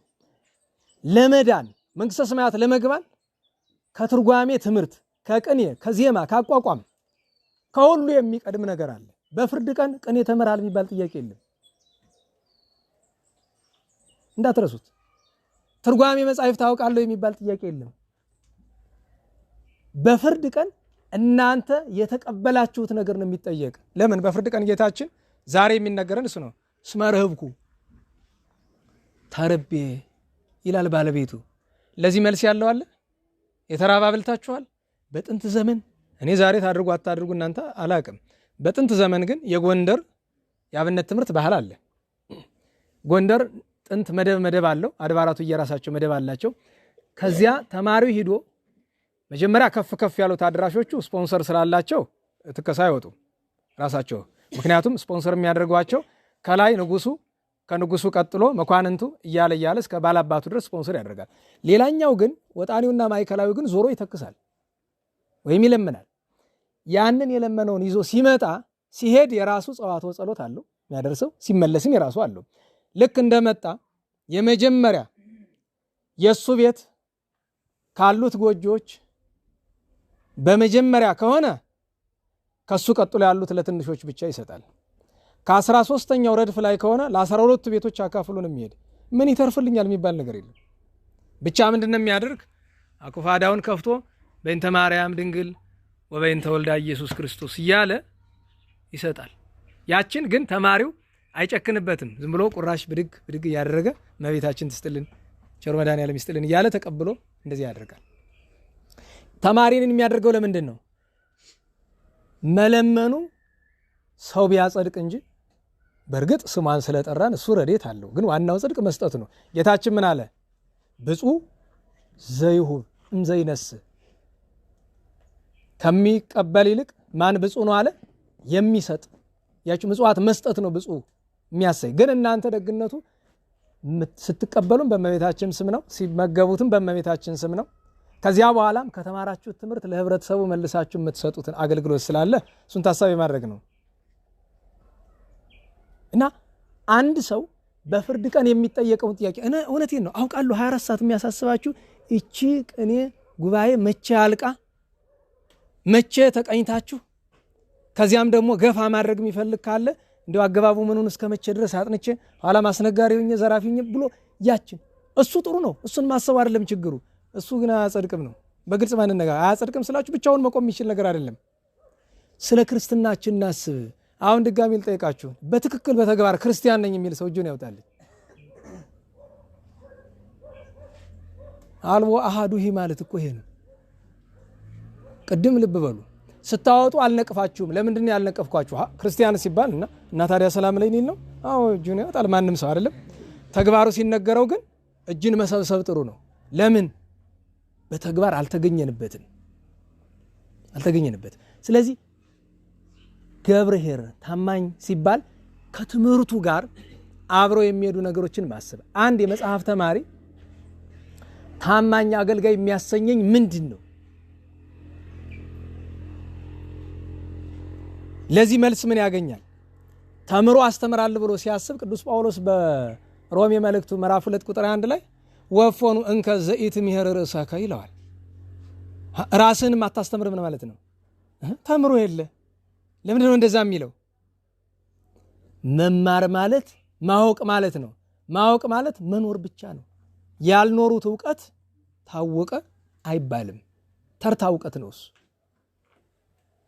እኔ በነገራችሁ ላይ በቅኔ ቤት ውስጥ ታሪክ ይተረክ አይተረክ አላቅም፣ ግን በታሪክ የምናውቃቸው ሰዎች አሉ፣ በቅኔ በጣም የተመሰገኑ የሚባሉ። ግን ደግሞ እስኪ እንመዝናቸው። ለምሳሌ ተዋናይ ሲባል ትሰማላችሁ አይደለም? አንድ ሰው አይደለም ሁለት፣ ሶስተኛውን ታሪኩን ስላላገኘ ነው እንጂ ሶስተኛም ሳይኖር አይቀርም። ዋኖቹ የሚታወቁት ግን ሁለት ተዋናዮች አሉ። የ15ኛው ክፍለ ዘመን ተዋናይና 17ኛው ክፍለ ዘመን ተዋናይ የተለያዩ ሰዎች ናቸው። እና ተዋናይ የዕፀ ሕይወት አግኝቶ ምናምን ይባል። ይሄ ነገር እውነት ከሆነ ሊያስነቅፍ እንጂ ሊያስመሰግን የሚችል ነገር አይደለም። እኔ በነገራችሁ ላይ አንዳንዱን ታሪክ ስንተርከው በአድናቆት ስናነሳ ምን ማለት ነው? ለምሳሌ በቀደም ለነበሩ ጉባኤ ለነበራችሁ ልጆች አንድ ነገር አንስቼ ነበረ። ተዋናይ ለአፄ በካፋ ድሮ እሳቸው ያው በቅኔ ትምህርት በጣም ብዙ አሳልፈዋል እና አስተማሪ ነበረ። ተዋናይ የበካፋ አስተማሪ ነበረ። እስከ ሱዳን ድረስ ጠፍቶ ሄደዋል። መንግስት አልፈልግም እኔ መምህርነት ነው የምሻ ብሎ። ኋላም ደግሞ ተወስደው ወኔ አምባ የሚባል አዲስ ዘመን ዳር የምታውቁት ካላችሁ እዚያም ታስረው ነበረ እና አንተ እግዚአብሔር ወደ መንግስት ሳይመልስ አይቀርምና ምን ታረግልኛለህ አላቸው የሚለው ታሪኩ ብዙዎቻችሁ የምታውቁት ይመስለኛል። እንዲህ ያደርግልህ አላቸው። ኋላ በካፋ ተሾመ። ኋላ ተዋናይ መጥቶ ደጅ ጥናት እዚህ ጎንደር ቤተ መንግስት ሲደርስ የሚያስገባው አጣ። ከዚያ ለበረኛው ላከ አይደል? እስቲ ንገሩኝ ምንድን ነው ያለ? ይሄን ታሪክ መቼም ጨዋ ሁሉ ያውቀዋል። በካፋ ይትርሳ እሺ እንዛባ አብርሃም አንተ ወበሲታ አብርሃማን። አሁን ለትርጉም አይመችም የምታውቁት እናንተ ስለምትረዱ ዝም ብለህ በዚህ ነው የምናልፈው። እሺ ይሁን እሱ ችግር የለው፣ ምክንያቱም ያን የተነጋገሩት ዳሪ ላይ ሆኖ ነው ስለሚባል ማለት ነው። ከዚያ በኋላ ግን ሁለተኛውን ታሪክና ሶስተኛውን ታሪክ ልንገራቸው። አፄ በካፋ ከሱ በጣም ይባላል እና ባለሟላቸው መጥቶ ጌታዬ ምግብ ይቀርባል፣ ለምንድን ነው የከሱ ሲላቸው፣ አረ ምግብ ይቀርባል ገና ሳልጀምረው ነው የሚያልቅ፣ ምን እንደሚወስደው አላውቅም ነው። አዎ ገባኝ፣ ችግር የለውም እንግዲህ ሰው አመጣለታለሁ ብሎ በዚህ በምዕራቡ የኢትዮጵያ ክፍል ሄዶ አንድ ደግሞ ያመጣል። ያ የመጣውን ሰው ምንድነው ሲል፣ አይ ጃንሆይ ጌታዬ ችግር የለውም በዕፀ መሰውር ገብቶ የሚበላበት ሰው አለ፣ ዕፀ መክስት ይዤ መጥቻለሁ። አሁን በእውነት ዕፀ መሰውርና ዕፀ መክስት መንፈሳዊ ስራ ናቸው? ይኸውላችሁ እኔ እንግዲህ እናንተ መምህራን ቅር ካላችሁም ችግር የለውም፣ አይደግመኝም ማለት እኔ ተናግሬያለሁ። ለሰው ስሜት መጠንቀቅ አልችልም። ሚረታኝ ካለ መጻሕፍት ይዞ ይርታኝ። ጥንቆላን ማበረታታት ነውር ነው። በመጀመሪያ ደረጃ መሰወር ከብቃት ካልሆነ ካጋንንት ብቻ ነው። ደህና ዋላችሁ። ይሄ ግዙፍ አካል አሁን ይሄ ወንድማችን አለ ማነው ስሞት መዝገቡ። አሁን መዝገቡ ከመሬት ተነስቶ መሰወር ይችላል? እኔ እችላለሁ? ለመሰወር ወይ መንፈስ ቅዱስ ሎቱ ስብሐት ወይ ደግሞ አጋንንት ያስፈልጋሉ እንጂ ሰው ስጋዊ ነገር የሚዳሰስ ነገር እንጨቷ ናት። እንጨቷ አይደለች የምትሰውርህ፣ ድግምት አለው። ተዋድገንበታል። በቤተ ክህነት የኖር ኖር እኮ ያንዳንዶቻችሁ እድሜ ነው። አሁን እኔ የሚገርማችሁ ነገር አንድ ሰው መጣና ትልቅ ሰው እንደው በጣም ብዙ ነገር ታሪክም ምስጢር ታውቃለህ ይባላልና የተዋናይ መቃብር የት ነው? ገብቶኛል። ለምን እንደፈለገው ለምን ፈልገው አልኩት። አይ ደህና ግድ የለም አለ። አዎ ዕፀ ሕይወት ፈልገህ። እንዴት አወቅከው? አንተስ ታውቀው ነው የጠፍቶኛው። ታውቀዋለህ አለኝ። ድርቅ ብዬ ውሸቴን እኮ ነው አውቀዋለሁ አልኩት። የፈለግከው ልስጥህ አሳየኛል። በመጀመሪያ ደረጃ በምድር ላይ ዕፀ ሕይወት የሚባል እንጨት የለም። ዝም ብሎ ስም ከተፈለገ ያንንም ቅጠል ዕፀ ሕይወት ማለት ይችላል። የመሰወሩ ምንጭ ቅጠሉ አይደለም፣ ከቅጠሉ ጋር ያለው ድግምት ነው። ያ ደግሞ ጥንቆላ ነው፣ አጋንንታዊ ስራ ነው። ዕፀ መክሽቱም በራሱ ጥንቆላ ነው። እሱ ብቻ አይደለም። አሁን እናንተ መካከል ያቺ ምናምን የቀመሳለ ችለ ትምህርትና ምትነት አንዳንዶቻችሁ ዘያገድፍ፣ አንዳንዶቻችሁ አፍልሆ፣ አንዳንዶቻችሁ ምናምን ምን ያደርግላችኋል? ዛሬ ድረስ ለ10 ምናምን ዓመት ሰላም ማለለው አንድ ቤተ ክህነት ሰው አለ። ምሁር ነው፣ በጣም ትልቅ ሰው። የዛሬ 10 ምናምን ዓመት ምንድነው ግን አንቺ የጠጣሽው አለኝ። ኩታራ አድርጎኝ ነው አፈር ያስጠጣህ እንዳልለው የማይባል ሰው ሆነ ማለቱም ኃጢአት ነው። ከዛ ቀን በኋላ ሰላምታ የለኝም። በጥንቆላ የሚያምን ሰው ነው። በዛ ላይ የሰው ስም ማጥፋት ጥሩ ነው። አንድ ጎንደር ካሉ ሊቃውንት መካከል ትልቅ ሊቅ ስም መጥራቱ ስለሚከብደኝ ትልቅ ሊቅ አንድ ቀን በዚህ ጉዳይ የተጨዋወትን እንታ ጥበቡን ታውቃላችሁ? ዛራ ሙሲቱ ምድራዊ መልአክ እኔ መሰክራለሁ። በአይነ ስጋ አይደለም በሌላ መንገድ ምድራዊ መልአክ ማለት ናቸው። ትልቅ ሰው ሲበዛ ቅዱስ ሰው። እኔ እውነቴን ነው በሕይወተ ስጋ እያሉ ብዬ አላውቅም። አንድ ለምሳሌ ልንገራችሁ። አንድ ያደረጉትን ነገር ለኔ ጓደኛ በምናኔ የሚኖር ጓደኛ ያለ እቺ እንትን ሸረሪት ታውቃላችሁ አይደል? ሸረሪቷ እንትን ብላበት ከጥቅም ውጭ ሆነ በቃችሁ። ያ ማለት ወደ ልቡ ወደ ምናምን ደረሰ፣ ያው አይድንም። እና ይሄ ከመቁሰል አልፎ ቦክቷል። እዚህ ላይ ይሄ ክንዱ ሄደ። አሳያቸው። ጸሎተ ማርያም ደገሙ። ዞር ዞር ብሎ አዩ። ሰው አለ የለም። እጁን ገልጠው እፍ ቢሉት ተገፎ ሄደ። አዲስ ቆዳ ዚያው ላይ የሚገርመው ነገር ደነገጡ አለ። ዞር ቢሉ እምነት አገኙ። ቅብት አድርጉ። ይሄው እግዚአብሔር አዳነ በእምነት ለሰው እንዳትናገሩ። እኔ ከረፍታቸው በፊት ተናግሬ አላውቅም። የመነኩሴ ቅኔ ይላቸዋል አሉ አንዳንዱ ሰው። አይ እስቲ ሄድና ሞክራቸው ናና ሞክረኝ ይላል የገጠር ሰው።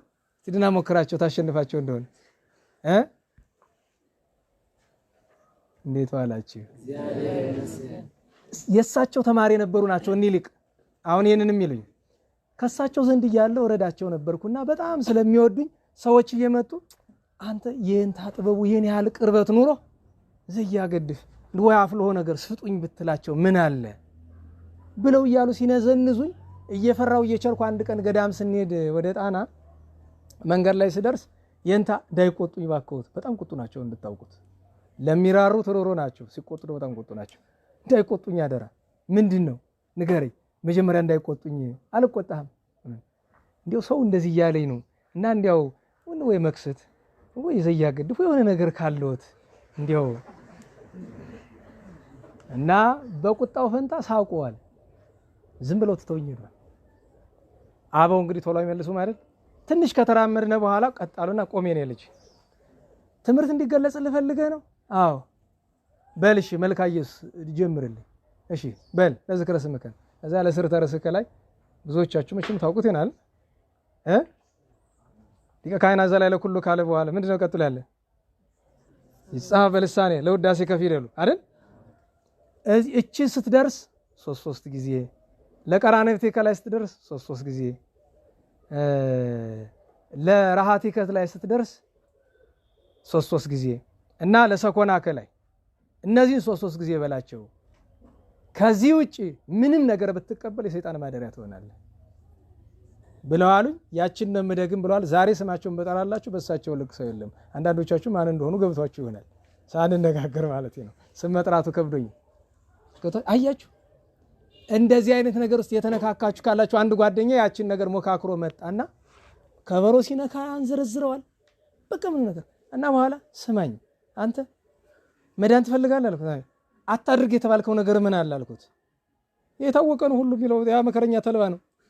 ተልባ ሰው አመጥቶልኝ እኔ የተወሰነውን ተጠቅሜ ጨጓራ አለስማማኝ ሲል ማን ይቀበለኝ? ተልባ የሚፈልግ ሰው የለም እኛ ቤት። ያ ማለት በሽተኛው ብዙ ነው ማለት ነው። ልጁን ና አንተ የነፍስህን ድነት ነው የምትፈልግ? አዎ አለኝ። ና በልበት ተጠጣው። ብሞትስ አለኝ ንስሐ ይሆንልሃል። ሙት እኔ ቀብርሃለሁ ችግር የለም ሙት፣ ሁለት ዓለም ከምታጣ ጠጣው።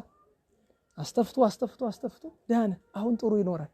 ራራቲ ምን ያደርግልሃል? አንደኛ ነገር ሰው እንደዚህ ያለ ነገር የሚወስድ መቼ ይመስላችሁ? ራሱን ሲንቅ እኮ ነው። መጀመሪያ እግዚአብሔርን ማመን ሲያቆም እግዚአብሔር ይገልጥልኛል ማለት ነው። ቅዱስ ያዕቆብ በመልእክቱ ማንም ጥበብን ቢሻ በልግስና የሚሰጥ ማንን ይጠይቃል? እግዚአብሔርን። አንድ እግዚአብሔርን ገለጠ። መንግስተ ሰማያት እንዲያወርሰን ተስፋ የምናደርገው አምላካችን ዕውቀት ይነሳናል አይነሳንም? እና ሁለተኛ ደግሞ እኔ ተምሬ ማወቅ አልችልም ብሎ ራስን ከመናቅ ነው የሚቆጠረው። ግን ደግሞ መስሏችሁ የወሰዳችሁ ካላችሁ ንስሐ ግቡ ነው እንጂ አሁን ደግሞ ወይን ይዛችሁ በጣም እንድትሰቀቁ አይደለም። ያስማማል? ኧረ በሞቴ ያስማማል። የተነካካችሁ ንስሐ ግቡ። ጥሩ አይደለም፣ እንዳይደግማችሁ። ጸያፍ ራሳችሁንም አትናቁ፣ ሃይማኖታችሁንም አታዋርዱ። መልካም አይደለም። ከዚያ ያ በምዕራቡ ኢትዮጵያ የመጣ አባት ያችን መክሰት ይዞ ገብቶ ያ በዕፀ መሰውር ገብቷል። በዕፀ መክሰት ገብቷል። ሲገባ እጁን ሲሰድ ለካ በዕፀ መሰውር ገባ የተባለው ተዋናይ ራሱ ነው። አንተ በወደድኩ አቀረብኩ እንዲህ ታደርገኛለህ? ምግብ ማጠይቀኝ እኔን እየመጣህ የምትበላ? አይ ጃን ሆይ ለሱ የምትቀርበው ለኔ ማን ያቀርብልኛል? ቢታዘዝም ሌላ ነው። እንደዚህ ኋላ መጨረሻ ላይ በደመና መጫን አስተማራቸው ይባላል። እኔ መጀመሪያ እንደዚህ ያሉ ታሪኮችን አጣርቶ መያዙም ጥሩ ነው። ምን ያህል እውነት ነው የሚለውንም መጀመሪያ እንዳልኳችሁ በቅኔ ቤት የሚተረክ ነገር ስለሆነ ማነሳላችሁ። በደመና ላይ ተጭኖና በደመና ሲሄዱ ደመና ላይ አይደለም የሚቀመጡት፣ አጋንንት ጀርባ ላይ ነው ታወቃል። ሰው ካልበቃ በቀር በደመና መቀመጥ አይችልም። አጼ በካፋ ሰይፍ ጨንገሩ ናቸው። ብቃት እንደሌላቸው እናውቃለን። ብቃት የነበራቸው አዲያገም ሰገድ ኢያሱ፣ መናኔ መንግስት ተክለ ሃይማኖትና አጼ ዮሐንስ ናቸው። ብቃታቸውን በማስረጃ ማቅረብ ይቻላል። ለምሳሌ አጼ ዮሐንስ እግዚአብሔር አብን አሰርተው በስውር እየሄዱ ይቀድሱ ነበር። አንድ ካህን በጣም ከፍተኛ ስተት ሰርቶ ሞት ፈረዱበት። ቅዳሴ ከገቡ በኋላ ግን ጸጸታቸው እና ቅዳሴው ከማለቆ ፊት አስከሬኑን አምጡልኝ ብለው ስጋው ደግሞ አቀብለው ራሳቸው ገባሬ ሰናይ ካህኑ ነው ቀድሰው ስጋው ደግሞ አቀብለው ሲመለሱ አሌለ ከንጉሴው አምላኬ እያሉ እንባቸው እየፈሰሰ በልባቸው ጌታ ይባርክ ብለው ስለለመኑት አሌለ ከንጉሴው አምላኬ ወባርክ ለስምከ ለዓለም ወለዓለም ዓለም ሲሉ የሞተው ካህን ተነስቶ አቡነ ዘበሰማያት ኢታባን ነግዜ ውስጥ መንሱት ብሎ መልሶላቸዋል ይባላል። ብቃት ነው። በገድል የተገኘ ብቃት ነው። ሰሌን ሰርቶ ከመብላት የተገኘ ድሃን ካለመበደል የተገኘ እንኳን ለሰው ለእንስሳትን ከመራራት የተገኘ ነው። አልሰማችሁም? የአፄ ዮሐንስ በር ጻድቁ ዮሐንስ በራቸው ክፍት ነው። ማንም የፈለገ እንደ ልብ የሚገባበት አጋፋሪ የሌለበት። ለምን? ተበደልኩ ያለ በሙሉ እንዲገባ ማለት ነው። እንደዚህ ያደረጉት ለምንድን ነው? መልአከ እግዚአብሔር በዘመነ ቅዱስ ቆስጠንጢኖስ የዛሬ 1700 ዓመት ደሃ መስሎ ከቆስጠንጢኖስ ቤተ መንግስት አስገቡኝ ብሎ 7 ቀን አላስገቡት አሉ። ኋላት እየተገማሸረ ገብቶ ክብሩን ገልጦ አንተ እግዚአብሔር በዙፋኑ ያስቀመጠ ደሃ ልትገፋ ነው? ሀብታምና መኳንንት ብቻ የሚገቡበት ቤት ነው ያለ ብሎ ዘልፎታል ቅዱስ ቆስጠንጢኖስ። በዚያ ምክንያት ክፍት ነው እና አንድ ቀን ክረምቱ ነው፣ ዝናብ በጣም እየዘነመ ደወል አለች። ማንም ሰው ለመግባት ከፈለገ ደወላን ይመታል። ደወሏ ተመታች። አሽከራቸውን ላኩት፣ ተመልሶ መጣ። ከዛ ዝናቡ ካባራ በኋላ ቅድም እኮ የደወለ ሰው ነበረ ሳታስገባው አሉት። አይ ጃን ሆይ አህያ ናት። አህያ ቤተ መንግስት ድረስ ምን ልታረግ መጣች? እኔ እንጃ። እግዚአብሔር እኮ ኪነ ጥበቡ አይታወቅም፣ እስቲ አምጣት ልያት ብሎ አሉ። ቢያት ጀርባዋ ተልጧል። በጎንደር አዋጅ ወጥቷል። ጀርባዋ የተላጠች አህያ ሳትድን የሚጭን ሰው ቅጣቱ 40 ጅራፍ ነው ተብሎ እንድታውቁት። ምክንያቱም ጠቢቡ ምን አለ? ጻድቅ ሰው ለማን ይራራል? ለእንስሳ። እና በብቃት ሲሆን ጥሩ ነው። እና እዛ በደመና ተጭነው እየሄዱ እያለ እና አጋንንት ጋር ውል ነበራቸው ይባላል። እኔ እንግዲህ ለማመን እቸገራለሁ። ለምን ቢባል እንደሳቸው መስደብ ስለሚመስለኝ። ውላቸው ምንድነው? ስመ እግዚአብሔር፣ ስመ ድንግል፣ ስመ ቅዱሳን እንዳይጠሩ ነው። እና ሲሄዱ ደፈጫ ኪዳነ ምሕረት እሳቸውን ያሰሯት እዛ ላይ ደረሱ። በደመና ነው ሲያዋት አማረች። እንዴ እቺ እኔ በወርቄ በብሬ የሰራዋት ኪዳነ ምሕረት አይደለችም ብለው ሲሉ ውል ፈረሰ ብለው ትተዋቸው ሄዱ። ወድቀው ሞቱ ይባላል። ለማመን ከባድ ነው ነገሩ። ግን ምን ለማለት ፈልጌ ነው? እንዲህ አይነት ነገር ስንሰማ ለጆሮ ደስ ይላል አይደለም? ምሳሌ የሚሆን ነገር ነው፣ የሚመሰገን ነገር ነው አይደለም? ከዛ ደግሞ ታሪክ ብቻ አይደለም። ለምሳሌ ላምጣላችሁ። እናንተ በቅኔ ሙያ ዋላችሁ ናችሁ። ለምሳሌ ዘመደ ብርሃን የሚባል ባለ ቅኔ የምታውቁ ካላችሁ በታሪክ በጣም ስመጥር የነበረ ሰው ነው። ዘመደ ብርሃን ትምህርቱ በዝቶበት ይሁን ፍልስፍና በዝቶ ይሁን ወፈፍ ያደርገው ነበር እና ወፈፍ ሲያደርገው በቃ አፉ እንደ ዝናብ ነው ያባራም ቅኔው ማለት ነው። እና ልብሱን አውልቆ ይሄዳል። በተለይ ከወገቡ በላይ ተራቁቶ ነው የሚሄድ።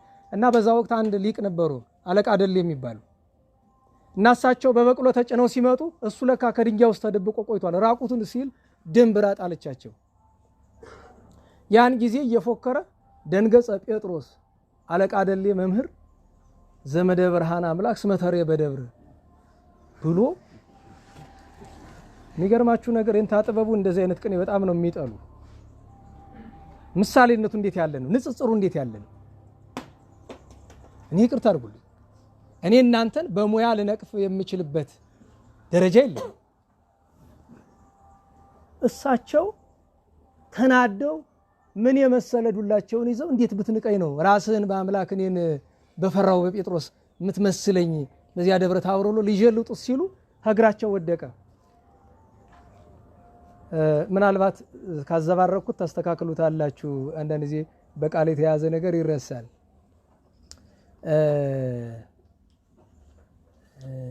ምን ነበር የሚል ስብሐት ወክብር እንግዲህ ዜማ ልክ ካልጠበቀ የሆነ ዘር ተዘሎ ይሆናል። እሱን ታሟሉታለች። ስብሐት ወክብር ለአለቃ ደሌ ይደሉ ጉባኤ ቃና አለመስመ ፈጠረ በቃሉ ብሎ እግራቸው ወደቀ ይባላል። ይሄም ደግሞ የከፋ ሆነ። እሳቸው ግን ደስ አለ አሁን አበጀ ብለው ተወገረ ይባላል።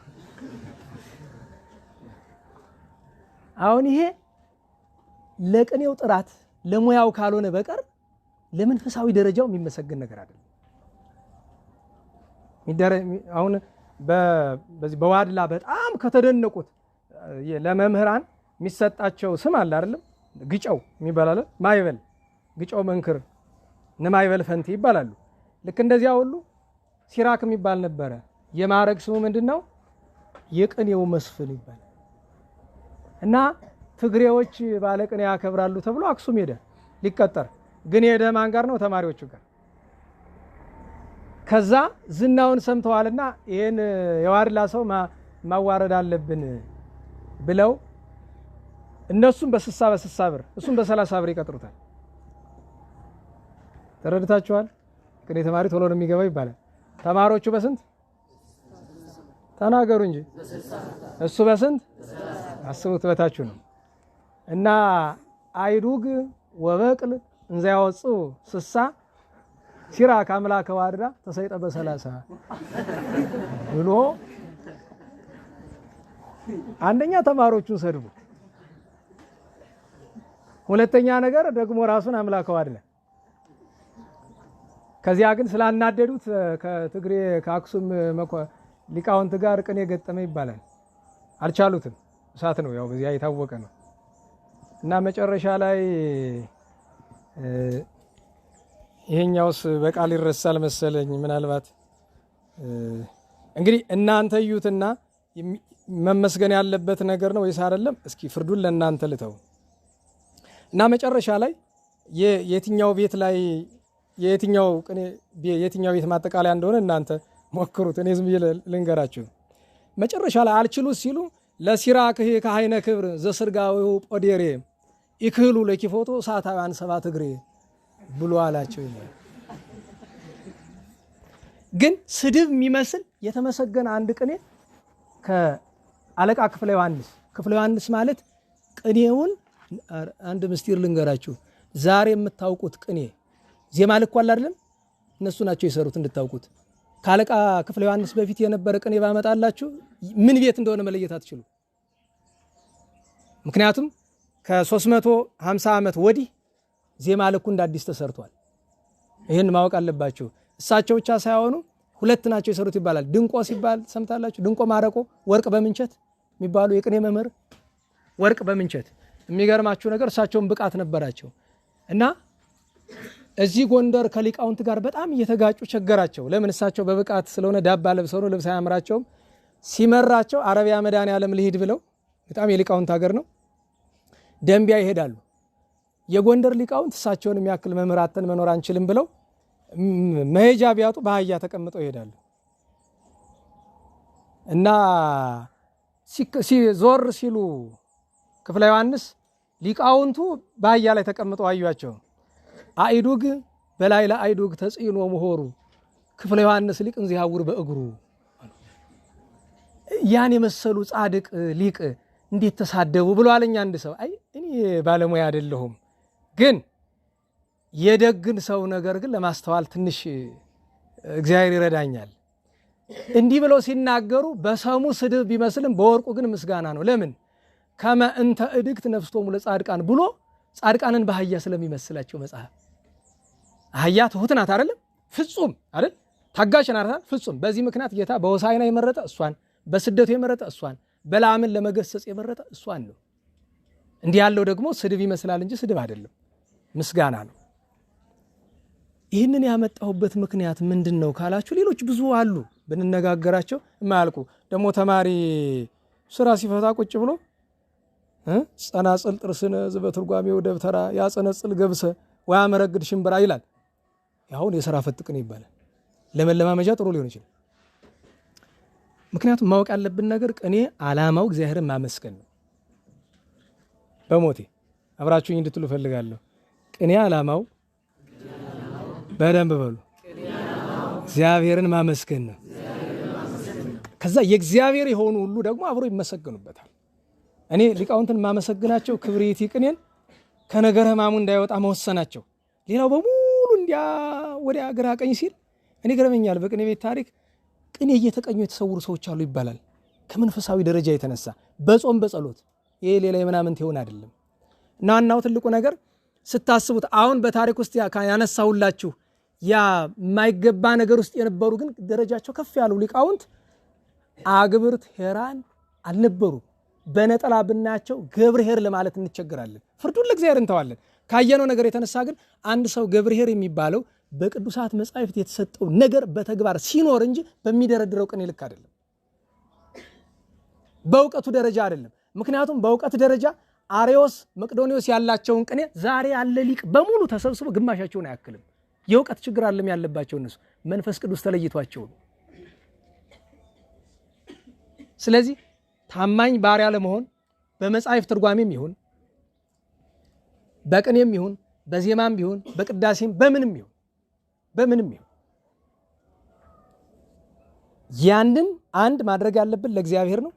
ሁለተኛ ነገር ምግባር ትሩፋት የሌለው ነገር በሙሉ ኪሳራ ነው። ስለዚህ ለማጠቃለል ልሞክር። ከዚህ በላይ ቢሄድ ለእኔም ድካሙ ለእናንተም ድካሙ ብዙ ነው የሚሆነው። እኔ እዚህ የመጣሁት ስለ እናንተ ይህን ታሪክ ተርኬላችሁ ብዙዎቻችሁ የተናገርኩትን ታውቁት ይሆናል፣ አታውቁትም ይሆናል። እሱን እንግዲህ እናንተ ታውቁ። ዓላማዬ ግን ታሪኩን የተረኩት በታሪኩ ውስጥ ያሉ መመስገን የሌለባቸውን ነገር እያመሰገንን ነው። ሌባ መመስገን የለበትም፣ ጠንቋይ መመስገን የለበትም። ለምን ይመሰገናል? እኛ እኮ ለምሳሌ አለ ጎንደር እንደ አጼ ቴዎድሮስ አይነት ጀግና አይታወቅም አይደል? አጼ ቴዎድሮስ 100% እኮ የሚመሰገኑ አልነበሩም። የሚነቀፍ ነገርም ነበራቸው አይደለም? ያን ዝም ብሎ ጨርሶ እንዴ ማድረግ የሌለባቸው ነገሮች ነበሩ። ልክ በበጎ እንደምናመሰግናቸው በማይገባው ደግሞ ማስተማሪያ ነው። እሳቸውን ለመንቀፍ አይደለም፣ ማስተማሪያ ነው። ስንተርክ እገሌ እንደዚህ ጠጥቶ ለምሳሌ አንድ ስማቸውን አልጠራላችሁም፣ በጣም የሚታወቁ ሊቅ ታች አረቢያ መድኃኔዓለም ወርደው አንድ መምህር ነበሩ፣ የቅኔና የሐዲሳት መምህር። ነጭ አጎዛ አስቀምጠው ይጸልያሉ ሁሉ ጊዜ እና የኔ ልጅ ና አሏቸው። ምንድነው እዚች ላይ ቆም እንካ ጠጣት ብለው ሰጧቸው። ያችን ጠጡ። ያችን እስከሚጠጡ ድረስ ትምህርት አልጀመሩም። ከዚያ ከጠጡ በኋላ ይተኙ አላቸው። ተኙ። ሲነቁ ሙሉ ቤት ብሎ ባዶ ሜዳ ቅኔ። ከዛ በዚህ ጉዳይ ላይ ከአንድ ትልቅ መምህር ጋር እኛኛው ይሄ የተደረገላቸው አርፈዋል ስንነጋገር የኔ ልጅ አደራህን አፍልሆ ሁለት ወገን ነው፣ ሁሉ ጥንቆላ አይደለም፣ የብቃት አለ፣ ጨርሰ እንዳትነቅፈው አሉኝ። አራውቃለሁ የኔታ፣ ግን ለዚህ ዘመን ሰው ብቃት ያለው ማግኘት ስለማይቻል ለማስጠንቀቅ ብዬ ነው ብዙ ጊዜ የምነቅፈው። ምክንያቱም ያኛው የተደረገበት ምክንያት እንዲያውም መምህሩ ምን አሉኝ፣ አፍልሆ ከመንፈስ ቅዱስ መሆኑን የምታውቀው አሉ ከዚያ በኋላ ባለው ህይወቱ ነው። ቅዱስ ሰው መንፈሳዊ ሰው ከሆነ ሰጪውን ራሱ ያስመሰግነዋል። በዛ አይውረገረግ ምን አይል። አሁን ያን የአረቢያ መድኃኔዓለም ከኛ አባት እንደዚህ ያተደረገላቸው የሚባሉት በቤተ ክርስቲያናችን በእውቀታቸው ብቻ አይደለም በቅድስናቸው በጣም የተመሰገኑ ነበሩ። ስለዚህ እውነትም አፍልሆ ከመንፈስ ቅዱስ ነበር ማለት ነው። ይሄን ፍለጋ ግን አንድ ተማሪ አፍልሆ ፍለጋ መዞር የለበትም። ያኮ ከስንት አንድ አገልግሏቸው እኔ የስሙን አልጠራላችሁም ዘመዶቹ በዚህ አካባቢ ስላሉ ከማስቀይማቸው ብዬ ነው እንጂ አንድ መምህር ትምህርት አልገባው ብሎ በጣም ብዙ ዘመን በረኝነት አገለግላቸው አላይቀን የመምህሩ አሳዘናቸውና ያቺ ምናምን ተሰጡት። ግን ከመንፈስ ቅዱስ አልነበረም። ተቀምጠው አላስቀምጣቸው አለ። ገና ሲጀምሩት ካፋቸው ገና በአንድ መስመር በአንድ ስንኝ ዝም ብሎ አፋቸው እየነጠቀ መከራ በላቸው በአንድ ቤት። መጨረሻ ላይ ኋላ እንደመሳደብም መቃጣው ምናልባት ያርሙታል። አነ አብዮ ለአቡየ እዝን በድሬው ዘበቆልኩ ቀርን ነው እንደዚህ አይነት ነገር ተናገረ ይባላል። እሳቸውን ለመስደብ ማለት ነው። እንደዛ አድርገውለት እና በኋላ እሳቸው በቅኔያቸው መካከል ወልድየሂ እቡየ ህሊና ዘአሰለጠከ ጊዜ ተዘከር ዘቀዳሚ ወይ ትራይ ዘይዜ ብሎ አሉት የሚባል ነገር ሰምተናል። ስማቸውን በጣራ ዘመዶቻቸው አሉ እዚህ አካባቢ አልሞቱም። አሁን የልጅ ልጆቻቸው አሉ። ቅር ላለማሰኘት ነው። እሱም ብቻ ሳይሆን በዚህ እንደ ትልቅ ነገር ተቆጥሮ አባት ለልጃቸው ይሄ ትምህርቱን ዕውቀቱን ብቻ ሳይሆን የሆነ ነገር ማስተምረውታል እና ከቤት ዶሮ ተሰርቶ አይቷል እና እሳቸው ሚስታቸው ጋር ለመመገብ እሱ በሌለበት በጣም በላተኛ ነው ስለሚባል እንጨት ልቀም ብለው ይሰዱታል። እሱ እንጨት ለቀማ በሄደበት ቀርቦ ድስት እና ተከፈት ቢባል የለም ምናምን አርጎት ይሏል። ለካስ ያቺ ገብተው እሳቸው ተናደው ቆይቶ እንጨቱን ተሸክሞ ሲመጣ እንጨቱን እንደተሸከመ ዘው አድርቆ ያስቀሩታል። እሳቸው ደግሞ ፍታ ተባባሉ ይባላል። ያም ተፈትቶ እንጨቱን አወረደ፣ እችም ተፈትታ ተበላች ይባላል። እውነቴን ነው። በዚያ ላይ በእኛ ቤት ያለ ምቀኝነት ተንኮሉ ምናምን አሁን ሜቴ ገላነሽን በዝና ታውቃላችሁ? ሜቴ ገላነሽ የቅኔዋ ማይበል እኔ አድናቂያቸው አይደለም። ለምን ሴት ልጅ በጉባኤ እንዳታስተምር መጽሐፍ ይከለክላል። ሴት አለ እዚህ ጉባኤ አንዳንድ ቅኔ ቤት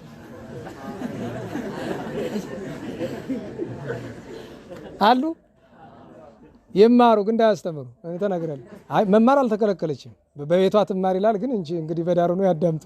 መማሩን ማጨረሰን ለምን መሰላችሁ? አይደለም እንዴ ከቅዱስ ጳውሎስ የሚበልጥብን አለ እንዴ? እንዴ በሞቴ ዛሬ ቅኔ ቤት ስለመጣሁኝ እስቲ እንዲያው አንድ መምህር ነገሩን አልተረዳችሁትም ብለዋሉን። እኔ ደግሞ የፈለገ ያክል ደንቆሮ ብሆን ይሄን ነገር እስቲ በበጎ ተርጉማችሁ ንገሩኝ። ይሄን መወድስ የሜቴ ገላነሽ ነው። ቅኔ ማይሌት መግባት ፈለጉ። አይሆንም ሴት ነሽ አሏቸው። መጀመሪያ መከልከል የነበረባቸው ጉባኤ ሲዘረጉ ነበር። እምቢ ሲሏቸው ማታ ጉባኤ ላይ ሄደው ይህን መወድስ አቀረቡ። እንግዲህ የቅኔ ተማሪዎች ስለሆናችሁ በተለየ ሁኔታ እኔ እንዲያውም ከተቻለ በሌላ ጊዜም ቢሆን አሁን ጊዜ ባይኖር እኔ ሳትኩት ነገር ካለ ብታስረዱ ይስለኝ። እኔ ባለሙያ አይደለሁም ማለት ግን ምንም አላውቅም ማለት አይደለም። እንግዲህ መገስጽ አንስት ጳውሎስ በቃለ ተግሳጽ ለመይቤ ይትማር ብእሲት በጉባኤ ለዘራኤ ንባብ ጳውሎስ ኢንሰሚዮ ሰራኤ። እዚህ ላይ ነው ጠብ የሚጀምረው። ዘራኤ ንባብ የሚለው ቃል ታውቃላችሁ? ጥሩ አማርኛ ምንድን ነው? ክፍታፍ። እንደዛ ነው ትርጉሙ። አዎ ክፍታፍ ነው። ለምን መሰላችሁ እንደዚህ ያልኩኝ? ዘራኤ ንባብ የሚለው ኃይለ ቃል የግብረ ሐዋርያት ምዕራፍ 17 ላይ ቅዱስ ጳውሎስን የአቴና አሕዛብ የሰደቡበት ቃል ነው። ቃል በቃል ነው። ዘራኤ ንባብ ምን ተይቤ ዘራኤ ንባብ ያሉት እንደሱ ናቸው። ቃል በቃል ነው። ከዚያችን የተወሰደችው ስድብ ነው። ኢንሰሚዮ ሰራኤ ልብ በሉት። ቅዱስ ጳውሎስ ስንት ስራ ሰርቷል። ስራተ ብሲት ባሕቲታ በብሲት አምጣነ ተነግረ መወድስ ትንሣኤ። እንግዲህ ወዴት እየወሰዱት እንደሆነ ማለት ነው። ወከመ ይስብኩ መወድሰ ገላነሽ ፈነወት አርዲተ በበክሌ። የምሳሌነቱን ችግር ተመልከቱት። የቅኔን ጥራቱን መቼስ እንኳን እኔ ደንቆሮ እናንተም ታደንቁታላችሁ። የእሳቸውን ማንም ያደንቃል። ጳውሎስ ለመሰማ ዜና ዲቦራ መጽንኤ እሚኮነ ለአንስት መገስጸ ወከላኤ ዲቦራ እምነ እስመ ወዋአት ውዋኤ በቅኔ ወበመዝሙር እምቅድመ ጉባኤን ሰባ ጽዋኤ ይላል። ለእኔ ይሄ የተጣራ ስድብ ነው። እንግዲህ እንዳልኩት እታረማለሁኝ የበላይ ስላለ፣ ሁላችሁም ከኔ የተሻላችሁ ናችሁ በሙያው ማለት ነው። ከዚህ ያደረሳችሁ ምንድን ነው? ለእኛ እናትም ተግሳጽ ነው። እኔ እውነቴን ነው። ምክንያቱም መጽሐፍ ምን አለ? ኢትፍትሑ በአድልዎ ወለገጽ ዮሐንስ ወንጌል ምዕራፍ 7 ላይ የሰው ፊት አይታችሁ አታዳሉ፣ አላ ፍትሐ ጽድቅ ፍትሑ እውነት ፍረዱ። ቤተ ክርስቲያን ሴት ልጅ እንድታስተምር አትፈቅድም። እንዲህ አንዳንድ ቦታ ላይ እኮ ስድድብ ሆኖ ነበረ ከውድድሩ የተነሳ። ለምሳሌ ይሄ የምታውቁት ቅኔ ያለ አይደለም? ለጎጃም መምህራን በሙሉ ሐወፀ ሮጌል ወልደ ነጎድጓድ መዋቲ ክሳድ የእሁ መትፈታ ለዛት የሚለው አልፈታቸው ሲል ቅኔኪ የውሻ ቡችላ ይከሰታ አይኖ ብሎ ስድብ እኮ ነው። አይነ ስውርነታቸውን ካልቻሉ አልቻልንም አይሉ። እኔ እውነቴን ነው። ይሄንን እንደ ትልቅ ዝና ወስዳችሁ መማሪያ ታሪክ ነው መተረክ አለበት። መማሪያውን ነው እንጂ መጀመሪያ ማዋይ ገላነሽ ከዚያ ገና በቤተ መቅደስ የአባታቸውን ቅኔ ሲነጥቁ የ8 ዓመት ሕፃኑ ነው። ምን ብሏቸው ነበረ? በታቦር ይሄ ካልተሳሳ እንግዲህ እርማት ያስፈልግ አመቀነጸ መለኮት ከፈረስ ነው ይክሉ ሲሞቶ ሙሴው ኤልያስ መጨረሻ ላይ ምንድን ያላቸው? እንዘ ተናገሪ ዘንተ በአትቶ ክሳድ ወርስ በከማነ ሰማይኩ ይስማይኪ ጳውሎስ አላሉ? አባቷ ራሳቸው ቅኔ መምህሩ ተናግረው ነበርኩ። ከቅኔ ታሪክ ውስጥ የሚያስደስት ራስ ወልደ ገብርኤል የሚባሉበት የትግሬ ሹም የነበሩ የታወቁ ናቸው። መንገድ ሲሄዱ ሰራዊት አስከትተው አንድ የቅኔ ተማሪ ዋዜማ ቅኔ እየቆጠረ ኧረ ወይ ቢነሳ ጭራሽ አላያቸው ንቆት ነው ይሏቸዋል። ተዋንተ አላልክበትም ተሜ ይሉታል። ድንግጥ ብሎ ተነሳ።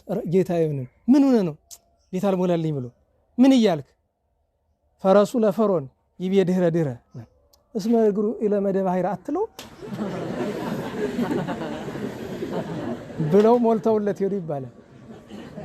እንዲያ ነው እንጂ ባለቤቱማ የቅኔ ገበሬ ነበሩ ይባላል። በጣም የቀድሞ ሰዎች እኮ እንደዛ ናቸው። ሁሉም የተማረ ነው ይባላል። እቴጌ ምንትዋብ ራሱ በጣም የተማሩ ነበሩ ይባላል። ለሁሉም መሰረታዊ ነገራችን እንዴት ዋላችሁ? ቅርታ ሰዓት በጣም ተጋፍቻለሁኝ። መሰረታዊ ነገሬ የዛሬውን እኩሉን ትንሽ ታሪክ በመተረክ አይምሯችሁ እንደማፍታታት እኩሉን አንድ ሰው ቅኔ ቤት ከገባ ቅኔውን ለእግዚአብሔር ማዋል ለቤተ ክርስቲያን ጥቅም ብቻ ማዋል አለበት ነው። በህይወቴ ከማዝንባቸው ታሪክ አጋጣሚዎች መካከል አንድ ሰው በጣም በቅኔ የታወቀ በዚህ ዘመን ስሙን አልጠራም፣ በየሰርግ ቤቱ በየምናምኑ እየሄደ ቅኔ ስለሚያቀር በጣም ቅር ብሎኝ ተናገርኩኝ። በደንብ ነው የሰደበኝ። እኔ ስድቡ ችግር የለብኝም። ሊነግረኝ የሞከረው ምንም አጣቀም ነው። እሱን መጥቶ ብንሞካከር ይቀል ነበር። እንደዛ ማለቱ ባያስፈልግም እኔ ያውቃለሁ አልልም። ነገር ግን እግዚአብሔር ይመስገን ችግር የለም። እኔ እያልኩ ያለሁት ቅኔ እግዚአብሔር ይመስገንበት። አንዳንድ ጊዜ አባቶቻችን ሰውን ለመገሰጽ ይጠቀሙበታል፣ ለተግሳጽ ለተወድሶ ከንቱና እርስ በርስ እንደዚህ ያለ መባባል ግን በሱ ብቻ አይደለም፣ በቅኔ ብቻ አይደለም። በነገራችሁ ላይ እነዚህ በሰርግ ጊዜ በምናምን በዚህ በአንዳንድ ጉባኤ ጊዜ የሚቀርቡ ወረቦች አሉ አይደለም፣ በቅዱሳን ስም የሰው ስም እየተኩ እኔን አድርገውብኝ ያውቃሉ። አንድ ወቅት እንደዚህ ተክሊል ምናምን ተደርጎ እዚያ ነበርኩኝና ሰባኪ ወንጌል ሐዋርያትን ቤት የጥር 4 ወረብ ማለት ነው ቀርነ ቤተ ክርስቲያን ብሎ ዮሐንስን ሊያመሰግኑ ይስጥ ስሜን ወስደው ድንጉር ያደረጉት መዚያ ላይ አንተ ማን ነው የመረጠው ያልኩ? ኧረ የንታገሌ ናቸው ጥሯቸው እስቲ ምን ነክቶት ነው ዲያተ ደግሞ ታበዛዋለህ። ተፈጠርክ አንድ ቀን እንደዚህ ተደርጎልህ ያውቅም፣ ዛሬ ነው ብቻ ይደረግልህ። ከተፈጠርክ ተደርጎልህ ያውቅም ዛሬን ብቻ እጅን ቁረጥ ይባላል። ምን አረኳችሁ ደግሞ ላልጠፋ ምሳሌ የሚመጥን ነገር እኮ መመረጥሩ ነው።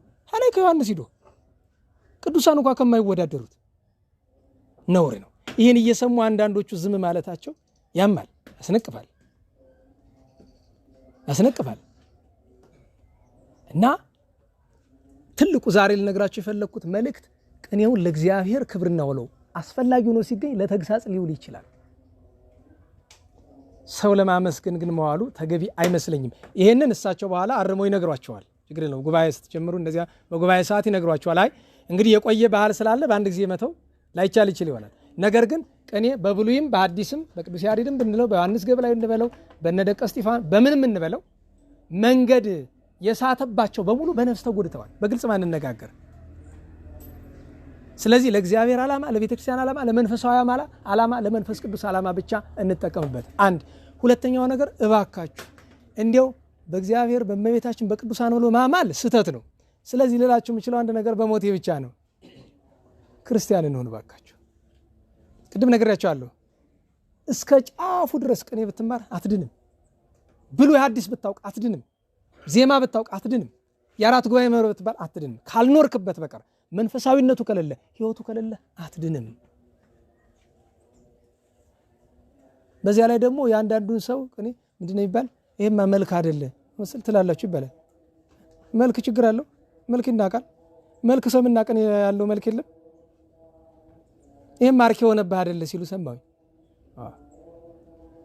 እንግዲህ እሱ እንደታየው ያቅርብ ብቻ። እግዚአብሔርን ቤተክርስቲያንን ስርዓትን የሚነቅፍ አይሁን። መምህር ከሆኑ ደግሞ ስርዓቱን ይነግሩታል እንጂ ይሄም ማርክ የሆነብህ አይደለ። እና በእውነቱ በተቻለ መጠን መንፈሳዊነት ይኑረን። መንፈሳዊነት የሚገኝ በምንድነው? በጾም። የቅኔ ተማሪ ጾምም ይባላል ነው ያልኩ። ባይና ይቻውቃለሁ ግን ሁሉን ማጃመል እንዳይሆንብን። አረ ቅኔ ስቆጥር እየራበኝ ነው ብለን እና ይራበህ ሰው ምን ይላል? አንተ ምንድን ያለ ሰዓት የምትበላ እርቦኝ ይላል። ቆይ እንጂ የምትጾም ለምንድን ነው ታዲያ? እንዲርብ መስሎኝ። ይህ እኮ ሃይማኖት ብቻ ሳይሆን ምክንያታዊነትን አለማወቅ ነው። ሊረበን ይገባል። እየራበኝ ቅኔው እንዴት ነው ይገባኛል? ካረባ አይገባህም።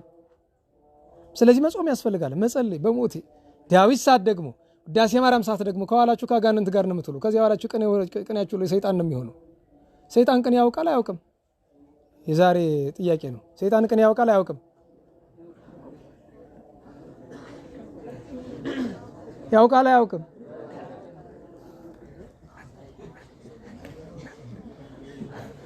ያውላችሁ እንኳን ቅኔ ቅዱስ ያዕቆብ ምግባር የሌለውን ሰው ሲነቅፍ ምን አለ? አንተ እምነት አለኝ ትላለህ አለና በእምነትማ አጋንንትኒ ያምኑ አጋንንትም እንኳ ያምናሉ ወይ ርዕዱ አለ። ይንቀጠቀጣሉ እንዲሁም አምላካቸውን ከመፍራት የተነሳ። አሁን 11 ሰዓት ከ25 እየሆነ ነው። ልክ ማታ 1 ሰዓት ስትሆን ጸሎት ማድረስ ጥሩ ነው። ቅዱሳን 1 ሰዓት ጸሎት ይወዳሉ። ለምን? በዛቲ ሰዓት ያአኩትዎ አጋንንት ለእግዚአብሔር። ሁሉ አጋንንት ምሽት 1 ሰዓት እግዚአብሔርን ስለሚያመሰግኑ፣ ምክንያቱም በዛች ሰዓት አታጥፋን ብለው ካላመሰገኑት ይጠፋሉ። እንዳይጠፉ እና ያቺ ሰዓት ፈተና ትቀንሳለች ትባላለች። እና በዚያች ሰዓት ነው መጸለይ ብለዋል አባቶቻችን። እንዲያው መደበኛ ሌሎች የጸሎት ሰዓቶች እንዳሉ ብዬ ነው። ስለዚህ አጋንንት ቅኔ አይጠፋውም። አንተ ቅኔ በማወቅ ከሰይጣን መሻል አትችልም። ቅኔህን ለእግዚአብሔር ካደረከው። ምክንያቱም አጋንንት የሚታወቀው በምንድን ነው? እግዚአብሔርን እንዳይመለክ እሱ እንዲመሰገን አይደል? አመስግን ሲሉት አመስግኑ፣ ስገድ ሲሉ ስገዱልኝ አይደል የሚል። ቅኔውን ለሌላ አስታውለው ሰይጣን መሆንህ ነው። በእውቀትም ደግሞ ልትበልጠው አትችልም። አባ መቃርስ ዛሬ ዓመታዊ በዓላቸው ነው። ማጠቃለያችን ቅዱሳንን በመጥቀስ እናደርገው። አባ መቃርስን ዛሬ ስደታቸው አይደል? ተሰደው አስተምረው ስንክሳር አንብባችሁ ከሆነ የመንፈስ ቅዱስ ፍሬን አግኝተው ከቅዱስ ዳዊት ጣዕመ ዜማ የቅኔ ምስጢር ሰምተው ደስ ብሏቸው ቃል ኪዳን ተቀብለው የተመለሱበት ቀን ነው። አንድ ቀን ሰይጣን ተገለጠላቸው ለሳቸው። መቃርስ አላቸው፣ አቤት አንተ ትጾማለህ፣ በጾም አትበልጠኝም። እኔ ከተፈጠርኩ በልቼ አላውቅም። አንተ ትጸልያለህ፣ እኔ ከተፈጠርኩ አንስቶ አታጥፋኝ እያልኩ እለምነዋለሁ እድሜ ዘመኔን። አንተ ቆመህ ታድራለህ፣ እኔ ተቀምጬ አላውቅም ከተፈጠርኩ። አንተ እንቅልፍ አትተኛም፣ እኔ ከተፈጠርኩ ተኝቻለሁ። በእነዚህ ሁሉ አትበልጠኝም። የምትበልጠኝ በትህትና ብቻ ነው። ለምን አባቶቻችን ሰይጣን የማይችላቸው ዋና ዋና ነገሮች 3 ናቸው ብለዋል። ትህትና፣ ንጽህናና ፍቅር አይችልም ጨርሶ። ሰይጣንን ድል መንሳት ከፈለጋችሁ 3ቱን መያዝ ነው። ሰይጣን ከቶውኑ ትሁት ሊሆን አይችልም። እቡይ ነው። ደግሞ በቅኔ ቤት እቡይ ተብሎ ስም ይወጣል አይደል? ሙያ ለመግለጥ እቡይ ካሳ ለምሳሌ ይባላል። ጉዱ ካሳን እቡይ ካሳ ይሉታል። ማረጉ ነው ማለት ነው። እቡይ አይጣል እኮ ነው። ስለዚህ አጋንንትን ለማሸነፍ ምን ያስፈልጋል? ትህትና። ትህትና ምንድነው? እታች የረገጣችኋት ምንድናት? የረገጣችሁት ምንድነው? ትህትናሰ ምድር ይእቲ። ትህትና ምንድነው? እንደ ምድር ነው። ምድር ብትረግጡት እንደማይመልሰው ሁሉ ማለት ነው። ሁለተኛ ምን አለ? ንጽህና የለውም ሰይጣን። ርኩስ መንፈስ አይደለም የሚባል ርኩስ ነው፣ ንጽህና የለውም። ሶስተኛ ሰይጣን ፍቅር አያውቅም፣ ጠብ ብቻ ነው የሚያውቅ። እንዲያው ዋኖቹን መግለጥ ነው እንጂ ሌሎችም አይችላቸው ብዙ አሉ። እና ዛሬ አባ መቃርስን በዚህ ምክንያት አነሳን፣ ዓመታዊ በዓላቸው ስለሆነ። ሁለተኛው ነገር ዛሬ ቤተክርስቲያናችን ማህሌት ላይ ነግስ ታውቃላችሁ አይደል? ነግስ ማህሌት ሲጀመር ስቦ ከተባለ በኋላ መጀመሪያ ነግስ ነው አይደል? አሁን ቅድም ብያቸዋለሁ፣ ማን እንደደረሰው ማወቅ ያስፈልጋል። ነግስን የደረሱት 4 ሊቃውንት ናቸው። አንደኛ አባ ጊዮርጊስ ዘጋስጫ፣ ሁለተኛ አጼ ዘርዓ ያዕቆብ፣ ሶስተኛ አባ ስብሐት ለአብ መልክዓ ሥላሴን የደረሱት፣ አራተኛ አባ ተክለ ሚካኤል ዘደብረ ሊባኖስ ናቸው። ዛሬ ረፍታቸው የምናከብርላቸው ተክለ ሚካኤል ካህን ነግሱን የደረሰው በዲቁና ማዕረግ እያለ ነው። ገና የተመሰገነ ጻድቅ ነው። እንድታውቁት በመጻሕፍት በቅኔ ሙያ በምን የተመሰገነ ሰው ነው። ነግስን በደረሰበት ወራት ደቀ መዛሙርቱን አስከትሎ ደብረ ሊባኖስ የምታውቃላችሁ አጋት የምትባል ወንዝ አለች። በጣም ሞልታ ነበርና አባታችን መምህራችን እስኪ ጎድልን ጠብቅ አሉት። አይ ልጆቼ እኔ አሁን ነው የምሻገር አላቸው። አባታችን ይወስዳል። አይ አይወስደኝም። እንዴት እሻገረዋለሁ? አባታችን እንዴት አድርገህ? ልጆቼ እችን ወንዝ መሻገር ካቃተኝ ባህረ ሲኦል እንዴት ነው የምሻገረው? ስለዚህ አባቴ የተክለ ሃይማኖትን አምላክ ለምነዋለሁ ብሎ ጸሎት አድርጎ መስቀሉን አውጥቶ በስመ አብ ወወልድ ወመንፈስ ቅዱስ አሐዱ አምላክ ብሎ ግራና ቀኝ ተከፍሎለት ተማሪዎችን ይዞ ተሻግሯል። ነግስን የደረሰው እንግዲህ 4ቱ ብቻ ማለት አይደለም። ነግስ የደረሱ ሌሎችም አሉ። ዋኖች ግን የሚታወቁ እነዚህ ናቸው። አባ ተክለ ሚካኤል፣ አባ ጊዮርጊስ፣ አጼ ዘርዓ ያዕቆብና አባ ስብሐት ለአብ ማለት ነው። እንድታውቁት በቤተክርስቲያን ታሪክ የምናውቃቸው እነሱን ነው። ዛሬ ዓመታዊ የረፍት በዓሉ ነው። ሰምታችሁኛል? ሰምታችኋል? እስቲ አሁን እዚህ የቤተክርስቲያን በር ስትገቡ የሆነ ሰው ሊገጥማችሁ ነው። ደግሞ ስትሄዱ ሳታገኙ ስትቀሩ ምሳሌ ነው። ከዛ ያ ሰው በር ላይ እስክሪፕቶና ወረቀት ይዟል እና አለፍ ስትሉ ለምሳሌ አባታችን ኃጢአቶትን ይንገሩኝ እስቲ ብሏል። ይሄ ደግሞ ወፈፌ ላንተ ብዬ የምነግርህ ነው አይደለም? እንደዚህ አይነት ሰው በአባ ተክለ ሚካኤል ዘመን ነበረ ደብረ ሊባኖስ። ተራ ሰው ነው ይመስል በር ላይ ይቆማል። አላፊ አግዳሚውን ኃጢአት ምንድን ነው ይለዋል። ብል የሆነ እንደሆነ እንዲህ እንዲህ በድያለሁ ይለዋል። ብራናው ላይ ጻፍ ጻፍ ያደርገዋል። ማልቀስ መስገድ፣ ማልቀስ መስገድ። ከዚያ ስግደቱና እንባውን ሲጨርስ ቀና ብሎ ሲያው ብራናው ነጭ ይሆናል። ራሱ የተጻፈው ነገር በራሱ ጊዜ ይጠፋል። ይቅር ብሎሃል እግዚአብሔር ማለት ነው። ቀጥል ደግሞ ቅዱሳን እኮ ጎዳናቸው ብዙ ነው። እንደገና አሁን በአባ ተክለ ሚካኤል ዘመን ሌላ ደግሞ የተደረገ አንድ ነገር ልንገራችሁ። 2 ጓደኛሞች ነበሩ፣ ተማሪዎች ማለት ናቸው። እና አንደኛው ተማሪ አንድ ባሕታዊ ሊጠይቅ ይሄዳል ከበዓቱ። ሲያየው ጥውልግልግ ብሎ ደርቋል። አባቴ ምን ሆንክ አለው። ደህና። አመመህ? አላመመኝም። እና ምን ሆንክ? ምንም። አጥብቆ ቢይዘው ልጅ ምግብ ትቼ ነው። አጣህ?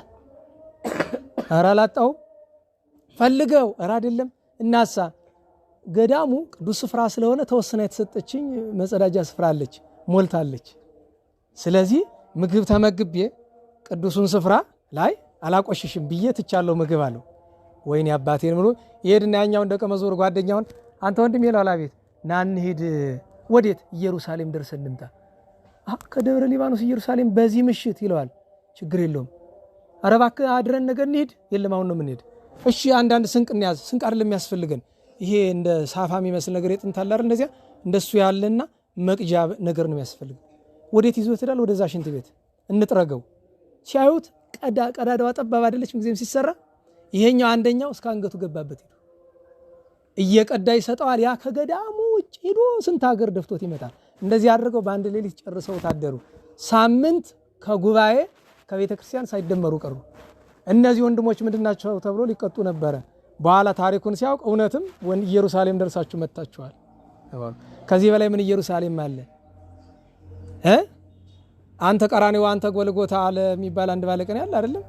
መሳመን ከሚል አንድ አለ። አንድ ቅኔው ግማሹ ጠፍቶኛል እንጂ ይህንንም ነግራችሁ እኔ ነገር ልጨርስ ስል ያንዘባዝበኛል።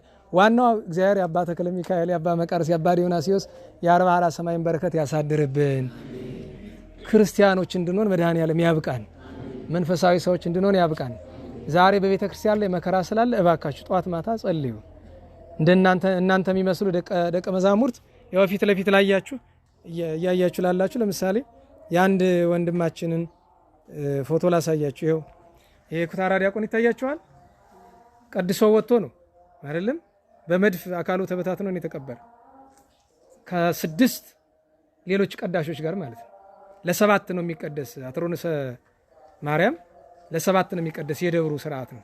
በድንግል ነው የሚቀደስና ይሄው ጎጃም ስንት ደቀ መዛሙርትን ያለቁ እዚህ ጎንደር እንኳን ደርሶ አታውቁታላችሁ አይደል? እና ቸል አትበሉ። እንዘን፣ እናልቅስ፣ ጸሎት እናድርግ። የአብነት ተማሪ ለነፍሱ ማልቀስ አለበት፣ ለሀገሩ ማልቀስ አለበት። እንዲያው ደግሞ የሰሞነኛውን ጓዝ ናቅናቃ ታድርጉ። በእንተ ፍቅር አበ ወልድ መንፈስ ቅዱስ ኬንያ እስለኪ ማርያም በሃሌሉያ ሐዘና ስምኢ ወበካያ ለሀገሪትነ ኢትዮጵያ እያልን እንጸልይ። ይህንን ነው የምል። እንግዲህ የጎደለውን መድኃኔዓለም ይሙላልን፣ የጠመመውን ቸሮ አምላክ ያቅናልን። ትልልቆቹ አባቶች ባሉት ይህን ሁሉ መናገሬ ድፍረት ነው፣ ልማድ ነው። ግን የኔ ተፈጥሮ እንደዚያ ስለሆነ ምንም ማድረግ ስለማልችል ነው። እግዚአብሔር ይስጥልን። ስብሐት ለእግዚአብሔር ልዑል ወለወላዲቱ ድንግል ወለመስቀሉ ክቡር ጸሳይል አሜን። ያሰማልን። በጣም ራሳችን ህይወታችን ልናውቅ ነው። አሁን የተናገሩት አንድ ቃል ነው ያስኩት። እንደዚህም ቃል ተጠይቀናል። ጉባኤ ቤት እያለነ አንድ አባት ነበሩና ሃይማኖታችሁ ምንድነው አሉና፣ መነኩሴ ናቸው እና ሃይማኖታችሁ ምንድነው ሲሉ ምን አባት ምን ነው አለ። ምን ነካቸው? እንዴት እኛ ተማሪዎች ነን፣ የቅኔ ተማሪዎች፣ በዚያም አቋቋም እናውቅ መርጌታ ታልቆች ነን ያለነ እንዴት ሃይማኖት ይጠይቁናል አለና ኦርቶዶክስ ተዋሕዶ አልናቸው። እናንተ በእውነት ኦርቶዶክስ ተዋሕዶ ናችሁ አሉ። አዎነን ነን እንጂ በደምብ አልናቸው። ከዛ በኋላ እሳቸውን ገረማቸውና ከዛ አንድ ጓደኛቸው አብራቸውን የሰካሩት ማን ያቀርላቸው ነበርና እዚህ መነኩሴ ዝም ብለው እኮ ናቸው ታይወላችሁ እንዴት እኛን እንዴ ይሉናል ያ መናፍቅ አደረጉና አልነነ ጊዜ በኋላ ግን የሳስበው ግን በጣም አሁን ላይ የቆየው ያ ቃል እሳቸው የተናገሩት ቃል እውነታቸው ነው። ምክንያቱም ስማችን ነው እንጂ ክርስቲያን ባለው ነገር አሁን በቃ ምንም በመስመሩ ጭራሽ ለስም ብቻ ነው መጀመሪያ ልጅነት ተቀበልነበት እንጂ ከዚያ በኋላ ያለው ህይወታችን ክርስቲያኖች አይደለም። እኛ አባት እንዴት እንደተገለጸላቸው አሁን ለሁሉ ጊዜ ይደንቀኛል። ለካስ ያን ጊዜ የተናገሩት ቃል እውነታቸው ነው። ለካስ ክርስቲያኖች አይደለንም። ምክንያቱም አንተ ክርስቲያን ሊባል የሚችለው በህይወት ሲኖርበት ነው አይደለም? ካልኖረበት ግን ስሙ ብቻ ነው። እኔ አባት ደግሞ ያ ተገልጾላቸው እንዲያሉንና አሁን ደግሞ መምራት ሲደጉት ቃል በቃ ያ ቃል እውነታቸው ነው። ያ ቃል መጀመሪያ ተናግረው ነው ሲቆረቆስ መስለ ነበረ። አሁን ስንጠየቅ ደግሞ ያ ነው። ምክንያቱም በስነ ምግባር የለንበትማ ክርስቲያን የሚባለው በቃ አልኖርነበትም። ስሙ ተጠምቀናል። በ40 ቀናችን 80 ቀን ጥምቀት ተቀብለናል። ከዚያ በኋላ ያለው ህይወትን ግን አልኖርነበትም። ምንም የኖረበት የለምና እንግዲህ ያው ለመኖር እግዚአብሔር አምላካችን ይፍቀድልን። አሜን። እንዳው ይፍቀድልን። ድንግል ማርያም ማምላክ ፈቅዳልን በክርስትና መንገድ እንድንሄድ እግዚአብሔር አምላካችን ይርዳን፣ ይርዳን። ያው መምህራችን አንድ ቃል ልናገር ፈልገው ቢሆን በመንፈቅ ባይሆን ደግሞ በአመት እንዲያው አንድ ቀን ለዚህ እየመጡ እንዲያው ቢያስተምሩን ያው ፈቃዶት ቢሆን በጣም ጥሩ ነው። እንዲያው ዘንድሮ ክርስቲያን ባንሆን ለከርሞ ሲመጡ ደግሞ ክርስቲያን ናችሁ ስንባል ትንሽ ነው ምግባር ሰርተን አንቆይም። መቼም ሰርቶ የሚቆይ ሰው ይኖር ይችላል። ሙላው ባይሰራ 2 ክርስቲያን ሊገኝ ይችላል። ከዚህ ጋር መካከላችን 2 ወንድሞች ቃላቸውን ተቀብለው ክርስቲያን ሆነው ሊቆዩ ይችላሉና እንዲያው ይሄን ቃል እንዲያው እንትን ባለል ይሄን ቃል ለመናገር ነው ፈልገው በጣም ያስተማሩን እንዴት አድርገው እንዳስተማሩ አይታችሁታል። ሁሉ ነገር ከንቱ ነው። ምን በፍቅር ካልሆነ ያው እንደተባለው መጻሕፍቱ አጠቃላይ ያሉት ትምህርቶች ቢደረጉ ከእግዚአብሔር ጋር ያልተገናኘ ዕውቀት ከንቱ ነው የሚሆነው። በምድር ውዳሴ ከንቱ ሊያስገኙ ይችላሉ። በምድር የንታ አባ እንባል እንችላለን፣ ግን በሰማይ ግን ከንቱ ነው ማለት ነው። አሁን ያለው ያ ነው። ቅኔው በቃ እንደነገርነው ሰው አስቸግሮናል። ሰው ሲዳር ነው ቅኔ ያድርጉልኝ ነው፣ የሆነ ነገር ሲደረግ ነው ቅኔ ያድርግ ነው። አላደረግም ብትልም ያው በቃ ትላለኛ። ደግሞ በሰው ፊት ከመነቀፍ ይልቅ በእግዚአብሔር ነቀፍ ይሻላል ብለን ዝም ብለን በጣም ይሄን ነው ዝም ብለን እና አሁን ያለው ይሄ ነው በቃ ያለው ሰው በጣም ውዳሴ ከንቱ ወዳጅ ነው። ከዚያ ከአደባባይ ላይ ራሱ ስሙን ሳታውሰው ቀረው በጣም ነው ቅር የሚለው። አንተ ሰው ተቀምጦ ስሙን ሳትጠቅስ ቅኔ ካደረግ እንዴት ነው የሚንቀኝ ነው?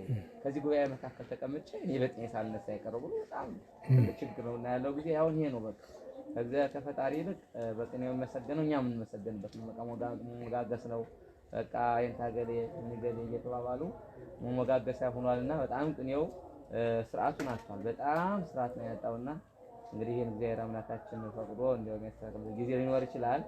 ግን ለማስተካከል ደግሞ መሞከር ጥሩ ነው። ግን አሁን አስቸግሮን ያለ ያ ነው። አንድ ሰው ግን አላደርግም ቢል ዝም ብሎ አደረገው ተቀምጦ ያለ ደሞዝ የሚከፈለው ምን እኮ አይታዘንም። እኛ ልጆቻችን ሲደርቁ እኔ አያደርግ በፈለግነው ሰዓት መስላቸው አይመጡ የሚባል ነገር አለና አንዳንዱም ከዚያ የተነሳ ሊሆን ይችላል። አንዳንዱ ደግሞ በጣም እንፈልገዋለን ውዳሴ ከንቱን በጣም ሊሆን ካልጠሩ ደግሞ እኛ እንቀይማለን። ነገር ሲዳሩ ባይጠሩ ያልጠሩ እኮ ንቀውና ነው።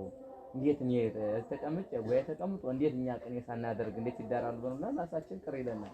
እና ይሄን ራሳችን ከፍ ከማድረግ የተነሳውና ያው በእውነት ያረናታችን ይቅር ይበለን።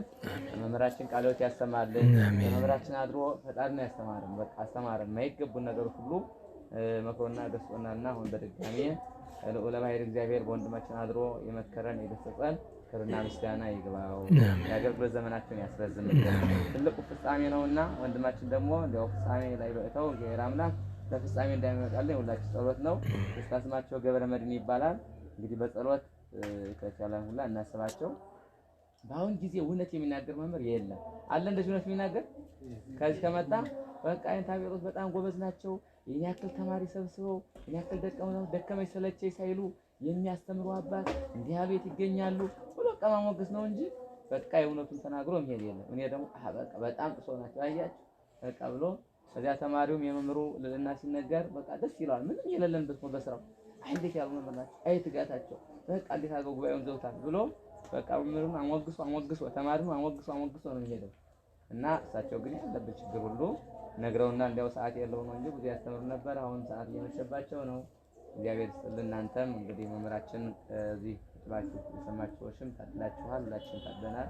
ይህም ምክር ተግሳጽ እግዚአብሔር በሳቸው ላይ አድሮ አስተምሮናል ማለት ነው። እሺ እና እግዚአብሔር ይስጥልን። አባሉ ቃል ወጥ ያደርጉልን ማለት ነው። ይመጣ መልካም ነበረ።